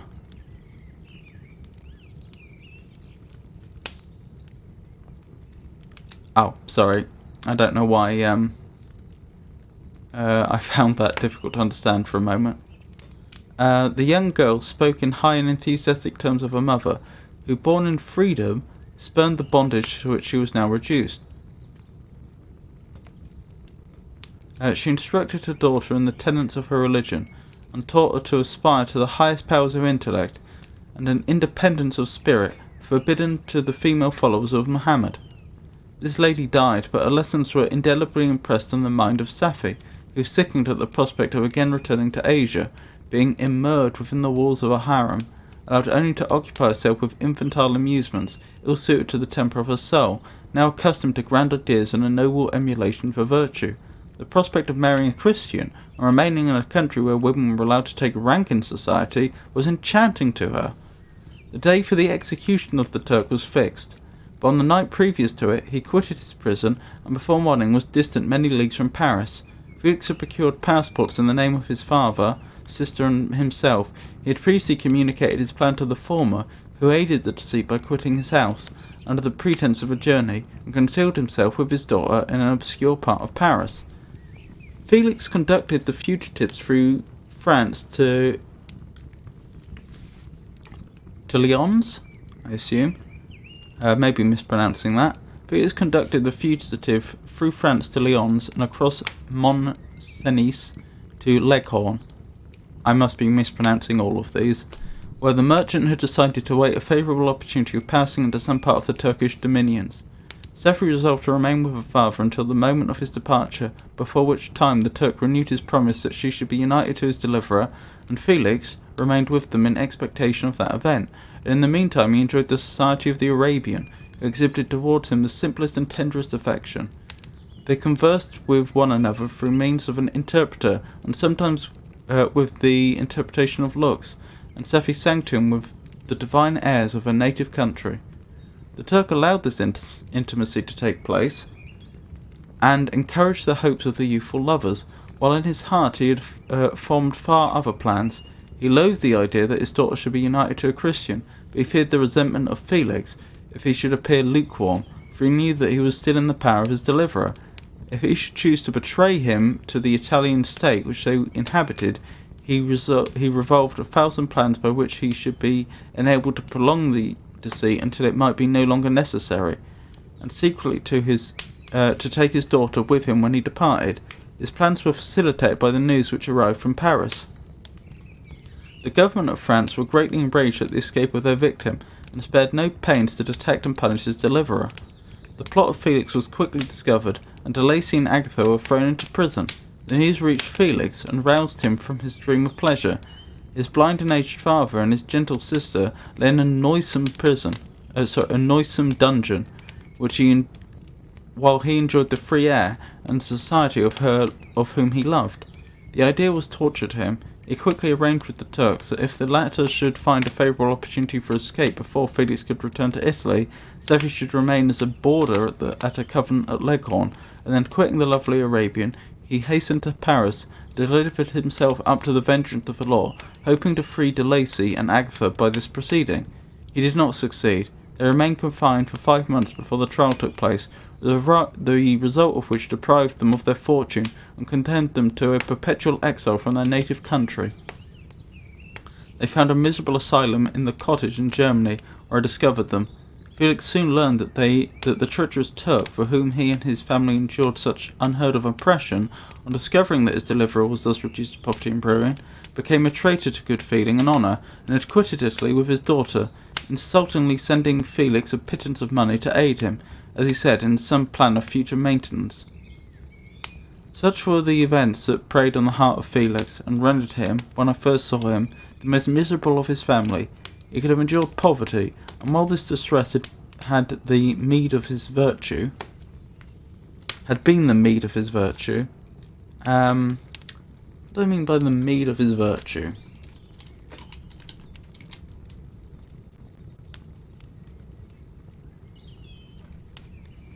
A payment or recompense made for services rendered in or in recognition of some achievement, reward, deserts, award, a gift or bribe, merit or desert, worth. So, in other words, he got what he deserved on account of his virtue. His virtue led him to poverty being his reward. The most miserable of his family, he could have endured poverty, and while this distress had been the meed of his virtue, he gloried in it. But the ingratitude of the Turk and the loss of his beloved Safi were misfortunes more bitter and irreparable. The arrival of the Arabian now infused new life into his soul. When the news reached Leghorn that Felix was deprived of his wealth and rank, the merchant commanded his daughter to think no more of her lover, but to prepare to return to her native country. The generous nature of Safi was outraged by this command. She attempted to expostulate with her father. Does that mean debate or argue? Expostulate. To protest or remonstrate. To reason earnestly with a person on some impropriety of conduct. That is surprisingly specific. The generous nature of Safi was outraged by this command. She attempted to expostulate with her father, but he left her angrily, reiterating his tyrannical mandate. A few days after, the Turk entered his daughter's apartment and told her hastily that he had reason to believe that his residence at Leghorn had been divulged, and that he should speedily be delivered up to the French government. He had consequently hired a vessel to convey him to Constantinople, for which city he should sail in a few hours, intended to leave his daughter under the care of a confidential servant, to follow at her leisure with the greater part of his property, which had not yet arrived at Leghorn. When alone, Safi resolved in her own mind the plan of conduct that it would become her to pursue in this emergency. A residence in Turkey was abhorrent to her. Her religion and her feelings were alike adverse to it. By some papers of her father, which fell into her hands, she heard of the exile of her lover, and learnt the name of the spot where he then resided. She hesitated some time, but at length she formed her determination. Taking with her some jewels that belonged to her, and a sum of money, she quitted Italy with an attendant, a native of Leghorn, but who understood the common language of Turkey, and departed for Germany. She arrived in safety at a town about 20 leagues from the cottage of de Lacy, when her attendant fell dangerously ill. Safi nursed her with the most devoted affection, but the poor girl died, and the Arabian was left alone, unacquainted with the language of the country, and utterly ignorant of the customs of the world. She fell, however, into good hands. The Italian had mentioned the name of the spot for which they were bound, and after her death the woman of the house in which they had lived took care that Safi should arrive in safety at the cottage of her lover.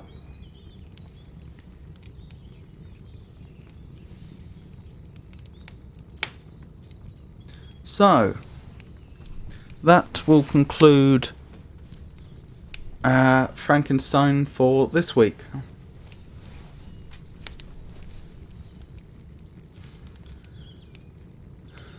So, we will move on to the riddles. I believe the last riddle we looked at last week was 108, which is as follows.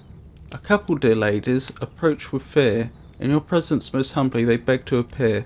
Such a pair, gentle fair ones, you seldom have seen, for since their formation at strife they have been. No man ever treated a poor woman so, no termagant ever caused her husband more woe. Sometimes you would think he had slain her outright, yet ere you're aware she is first in the fight. And whenever he advances to seize on his prey, as quickly she tears one half of it away. For all her endeavours are fruitless and vain, for in spite of her teeth he still gets him again. Though many their quarrels and frequent their strife, as soon as their parted, their use was for life. Enough has been said, every woman be wise, and from such dissensions none strife to despise. And the solution to that riddle was a pair of scissors. The pair that it refers to are the two halves of scissors, which are described in the riddle as being constantly at odds with one another. So, as always, the riddles are just as much for the audience to guess at and enjoy as myself. So, by all means, leave your guesses or theories or observations in chat, and I'll read it. So the first riddle, new riddle this week, is 109. Those who to distant regions roam, bring me and many brethren home. Some a resemblance think they trace of ugly monkeys in my face. But though no outward charms I claim, I've some pretension still to fame, at least with those who value place and worth and not in outward grace. I'm small and hard, but yet supply food when you're hungry and drink when dry, and often have been known to save the wanderer from untimely grave. To my assistance you might owe in winter summer's grateful glow. If wine or ale you wish to sip, I can convey it to your lip. And though I've said my native shape no beauty boasts art which can ape, or forms full oft bestows on me what proves a source of vanity. Though I've no legs, art makes me stand and shine amidst a brilliant band. Then ornaments my feet surround, my head's with burnished silver crowned, my form of roughness yields its place to polish elegance and grace. Enough I've said to prove my claim, not groundless to some share of fame, and truth I've spoken as you'll own, when your discovering makes me known.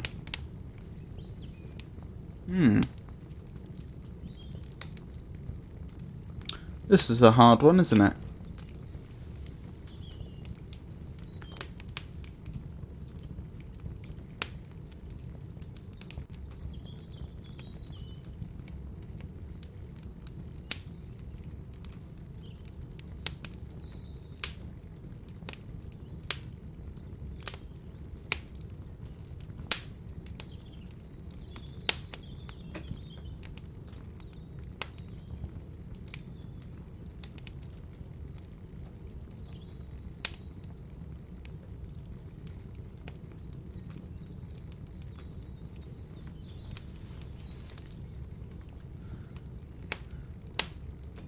So once again, those who to distant regions roam, bring me and many brethren home. Some a resemblance think they trace of ugly monkeys in my face. But though no outward charms I claim, I've some pretension still to fame, at least with those who value place in worth and not in outward grace. I'm small and hard, but yet supply food when you're hungry, drink when dry, and often have been known to save the wanderer from untimely grave. To my existence you might owe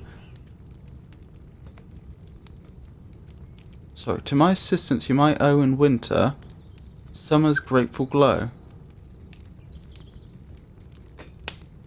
If wine or ale you wish to sip, I can convey it to your lip.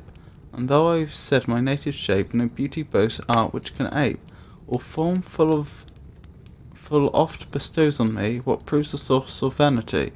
Though I've no legs, art makes me stand and shine amidst a brilliant band.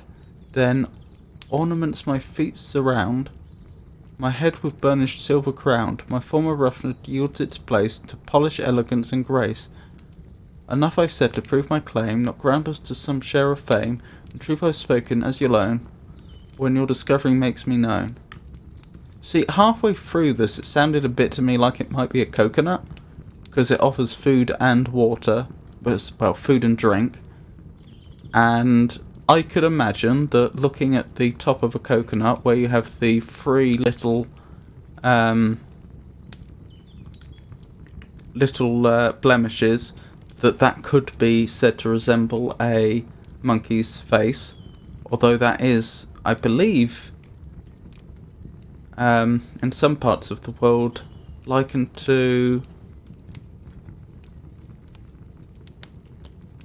Oh, what was it? I think I heard somewhere that it was resembled to a fish's face for some reason. Maybe I'm misremembering that part. But anyway, I think the latter part of this poem makes that distinctly unlikely, since it talks about having feet even though it doesn't have legs, and verses like, my head's with burnished silver crowned, my former roughness yields its place to polish elegance and grace.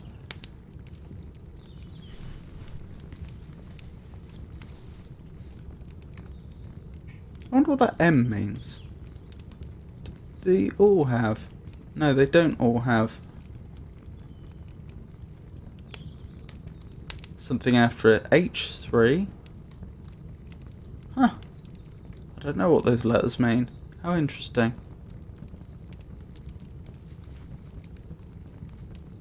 Those who to distant regions roam bring me and many brethren home. See, that would figure with a coconut.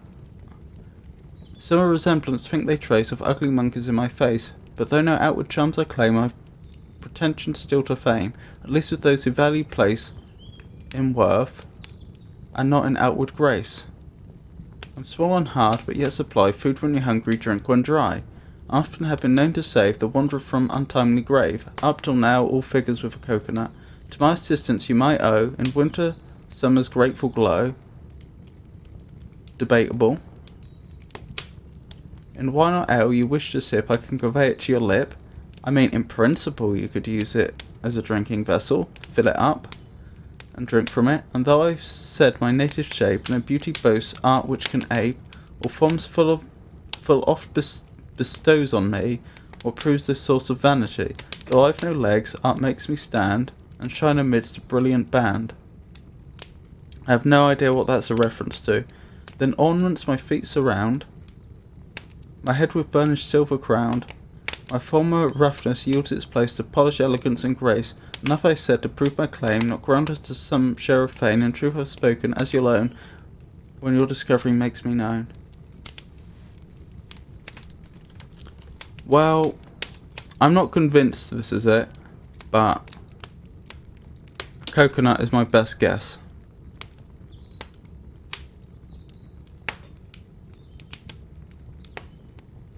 A coconut. Oh, I got it. Oh, that's wonderful. I didn't know about that archaic spelling though. That's really interesting. And I wonder what it was on about in the second part of the poem. Did they used to draw it in paintings in some really odd way? Polished and with silver ornaments or something.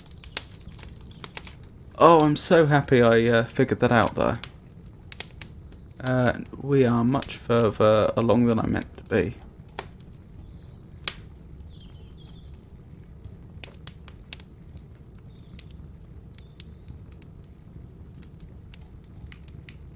Here we go.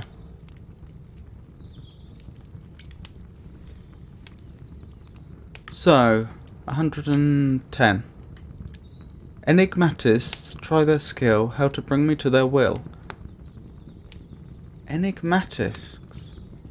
What's an enigmatist? If something's enigmatic, it's...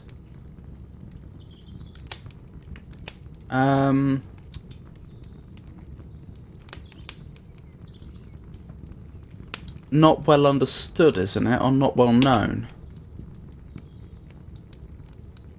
One who indulges in enigmas, especially one who makes such enigmas.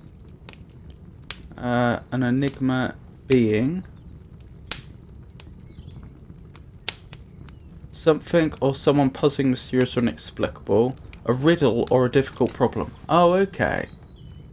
So that makes sense, because this is a book. The book's called A New Collection of Enigmas, Charades and Transpositions. I should have realised that in retrospect. So this is probably... an enigmatist is probably an enthusiast of enigmas, which at the time would have meant riddles, charades and other such puzzles, I would think. Okay, so enigmatists try their skill, how to bring me to their will. Likewise farmers, tinkers, tailors, chimney sweeps and hardy sailors strive alike with hearty zeal my sweet influence to feel. If tired with work beside you stream, you chance to rest in airy dream. Relief from toil you hope that I amusement will for you supply. Virtue 'tis said I oft destroy, but beggars reckon me chief joy. Gallant soldiers for me fight, and secretaries for me write. Secretaries for me write. You know, this is sounding a lot like a dream to me in both senses of the thing you see in your sleep and something that you aspire to. Kings from me their comfort draw, and knaves from me submit to law.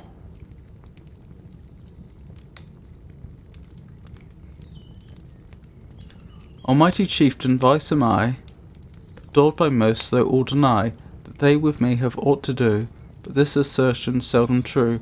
Goodness hates me as the devil, because I oft on her bring evil. But ladies, you must all confess, I'm generally your patroness. Okay, enigmatists try their skill, how to bring me to their will. Likewise farmers, tinkers, tailors, chimney sweeps and hardy sailors strive alike with hearty zeal my sweet influence to feel. If tired with work beside you stream, you chance to rest in airy dream. Oh, it's not going to be dream then. Relief from toil you hope that I amusement will for you supply. Virtue 'tis said I oft destroy, but beggars reckon me chief joy.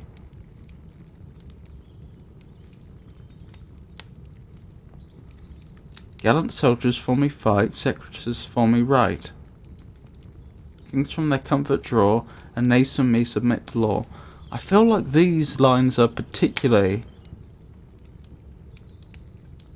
telling.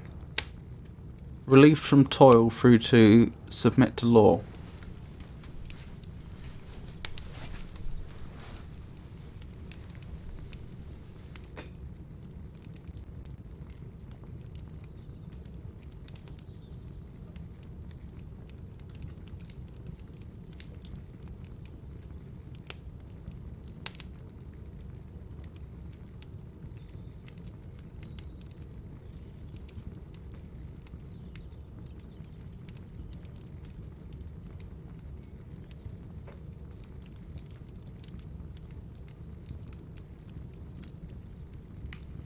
Could it be money?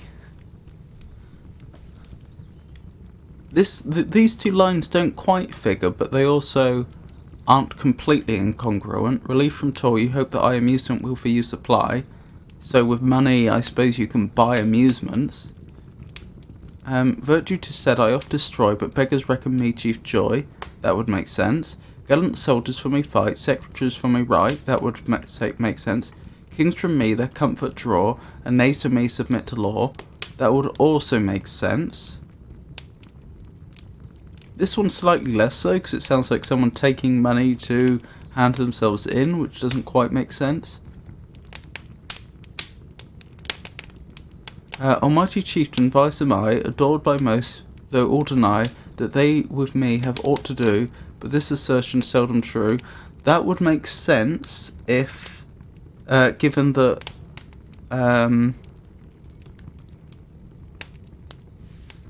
greed was a sin and people weren't supposed to be mercenary. It was far more virtuous to... I mean, you had to be practical and support yourself in those times. Obviously, people acknowledged those truths, but beyond that, you were supposed to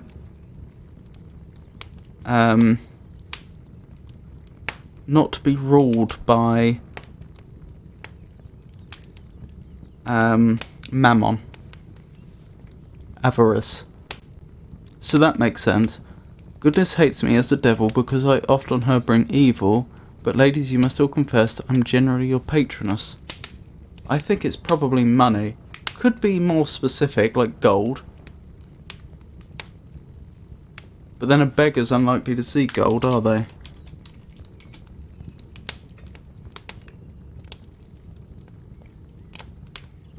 Indolence. What's indolence? Rings a bell.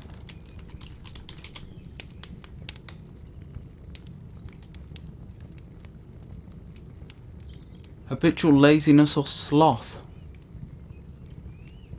Oh. That doesn't make sense.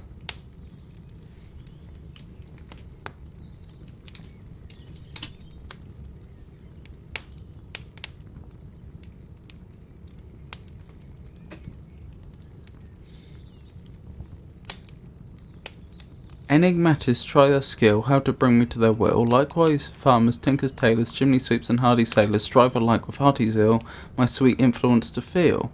If tired with work beside you stream, you chance to rest an airy dream. Relief from toil, you hope that I amusement will for you supply. Those 4 lines are the only ones that seem to figure to me, with the actual answer. Virtue 'tis said I oft destroy, but beggars reckon me chief joy.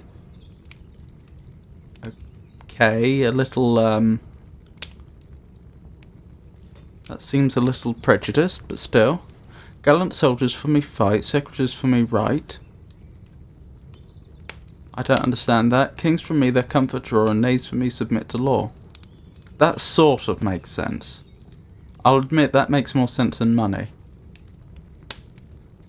Almighty chieftain, vice am I, adored by most, so all deny that they with me have aught to do, but this assertion's seldom true. Goodness hates me as the devil, because I oft on her bring evil, but ladies, you must all confess I'm generally your patroness. Interesting. Would not have guessed that. Okay, we'll move on to the last riddle of the day. As always, I mean, if you want to guess or discuss, by all means do. Goodness, this is a long one. Okay. 111. As their worth to proclaim every mortal is prone, 'tis but natural the wish to make my merits known. When they all are related, few folks will pretend their value superior with me to contend. The world being pleased to place virtue in birth, by that I shall first plead pretensions to worth. That 'tis ancient by records most sacred is shown, if consulted they'll prove ere Adam was known. Ere.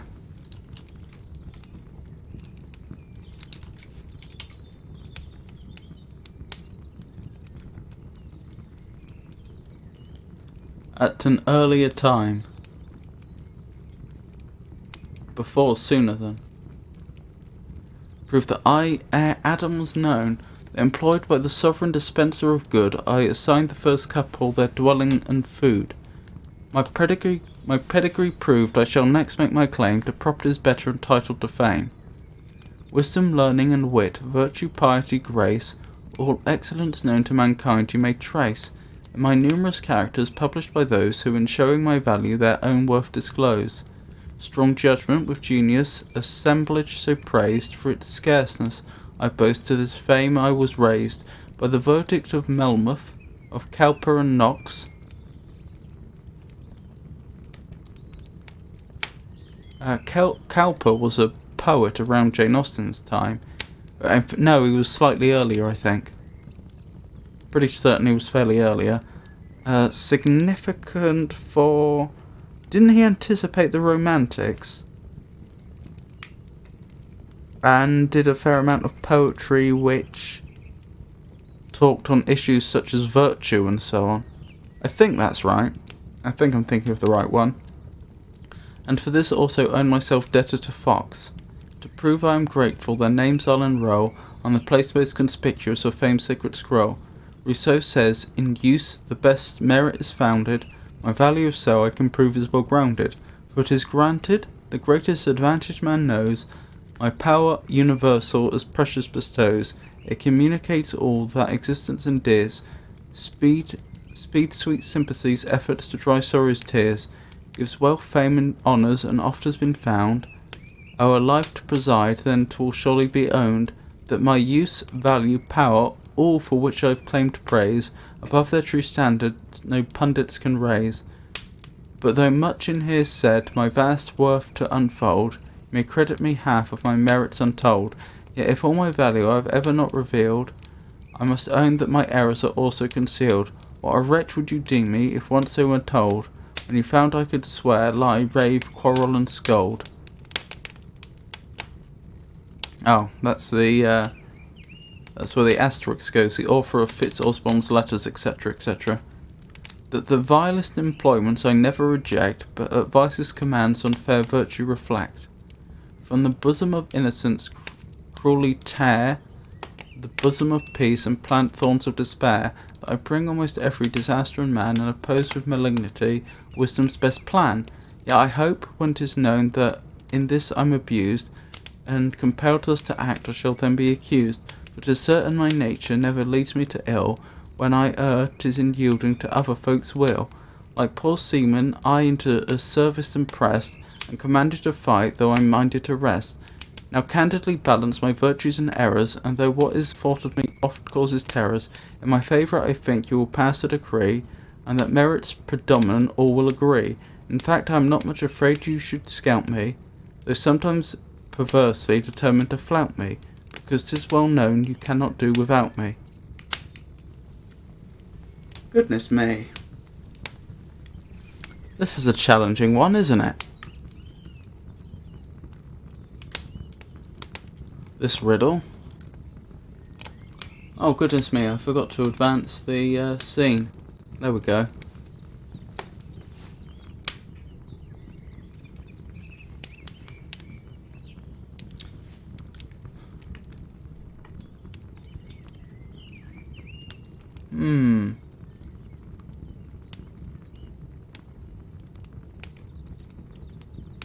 So once more, as their worth to proclaim every mortal is prone, 'tis but natural the wish to make my merits known.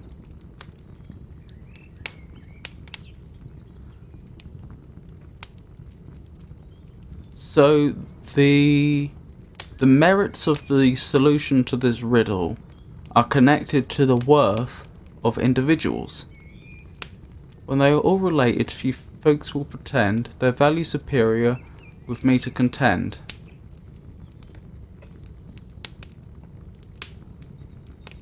The world being pleased to place virtue in birth, and by that I shall first plead pretensions to worth. That is ancient by records, most sacred is shown, if consulted they'll prove I ere Adam was known, so known before Adam, that employed by the sovereign dispenser of good, I assigned the first couple their dwelling and food. That's difficult. I hope the answer isn't just something like providence, because providence was like the idea that things will be provided for you in life through the grace of God. My pedigree proved, I shall next make my claim to properties better entitled to fame.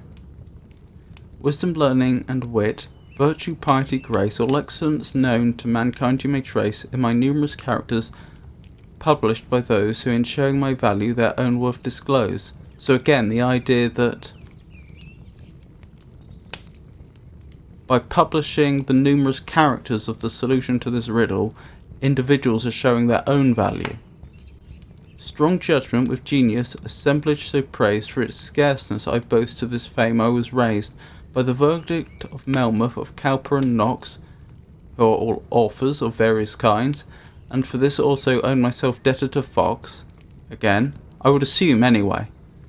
To prove I am grateful, their names I'll enroll on the place most conspicuous of fame's sacred roll. Rousseau says in use the best merit is founded, my value if so I can prove is well grounded, for 'tis granted the greatest advantage man knows, my power universal as precious bestows. It communicates all that existence endears, speeds sweet sympathy, efforts to dry sorrow's tears, gives wealth, fame, and honours, and oft has been found over life to preside, then 'twill surely be owned that my use, value, power, all of which I've claimed praise, above their true standard no pundits can raise. See, it does sound a lot to me like the answer could be providence. The only problem I have with that is that it's such a literal interpretation that it almost feels like a tautology. But, I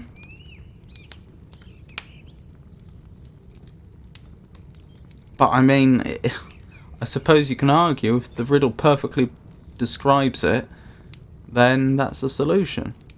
But though much is here said, my vast worth to unfold, you may credit me half of my merits untold.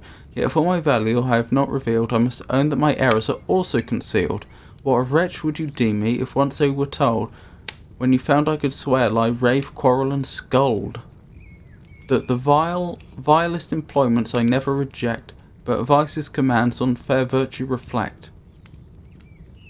From the bosom of innocence cruelly tear the blossom of peace, and plant thorns of despair, that I bring almost every disaster on man, and oppose with malignity wisdom's best plan.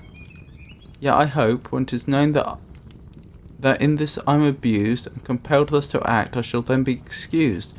But 'tis certain my nature never leads me to ill. When I err, 'tis in yielding to other folks' will. Like poor seamen, I into the service am pressed, and commanded to fight, though I am minded to rest. Now candidly balance my virtues and errors, and though what is thought of me oft causes terrors, in my favour I think you will pass a decree, and that merit's predominant all will agree. In fact, I am not much afraid you should scout me, though sometimes perversely determined to flout me, because 'tis well known you cannot do without me. Providence is still my best guess. Any guesses from chat? Or shall I just look it up?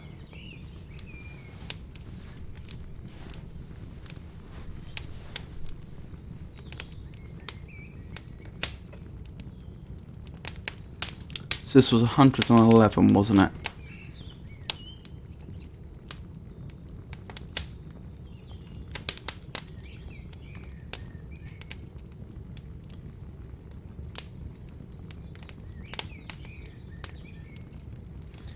Okay, I'll see what the answer is then. Language. Okay, let's go back and read that again. See if it makes sense now.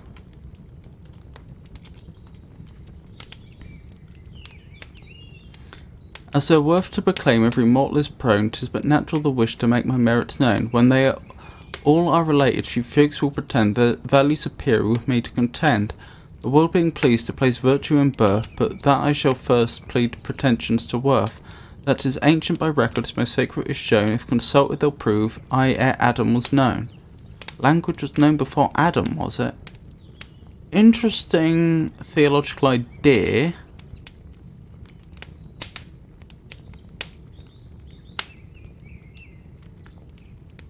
Did God have a language? Do the angels have a language?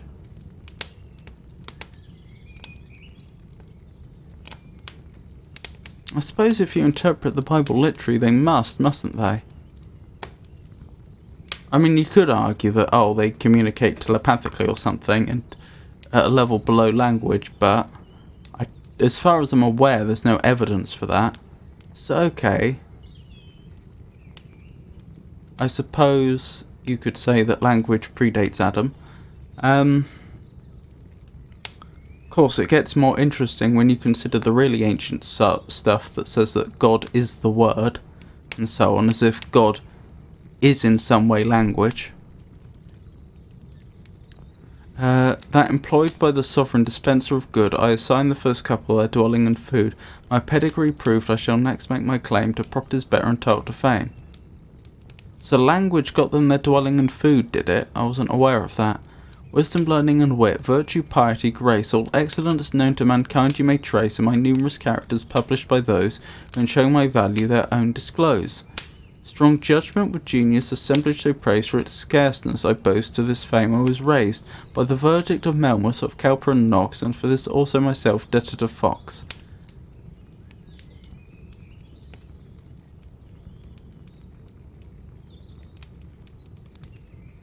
Okay, this was a bit of a clue, because they're all working with the English language. Actually, do I know that? I don't know who Melmoth was, and I don't know who Knox was, and I don't know who Fox was.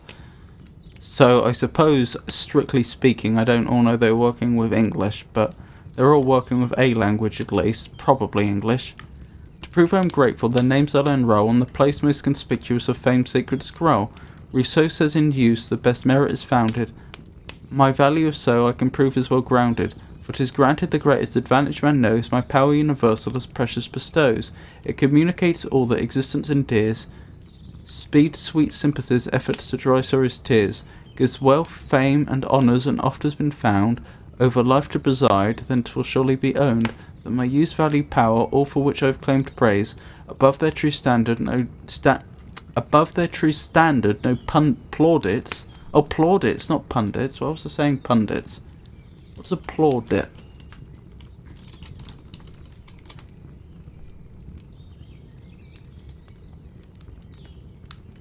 A mark or expression of applause, praise bestowed.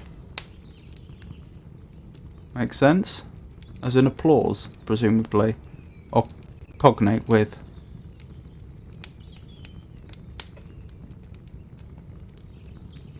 Above their true standard no plaudits can raise, but though much is here said, my vast worth to unfold, you may credit me half for my merits untold, yet if all my value I have not revealed, I must own that my errors are also concealed, or a wretch would you deem me if once they were told, you found I could swear, lie, rave, quarrel and scold. See, this is another big clue that I missed.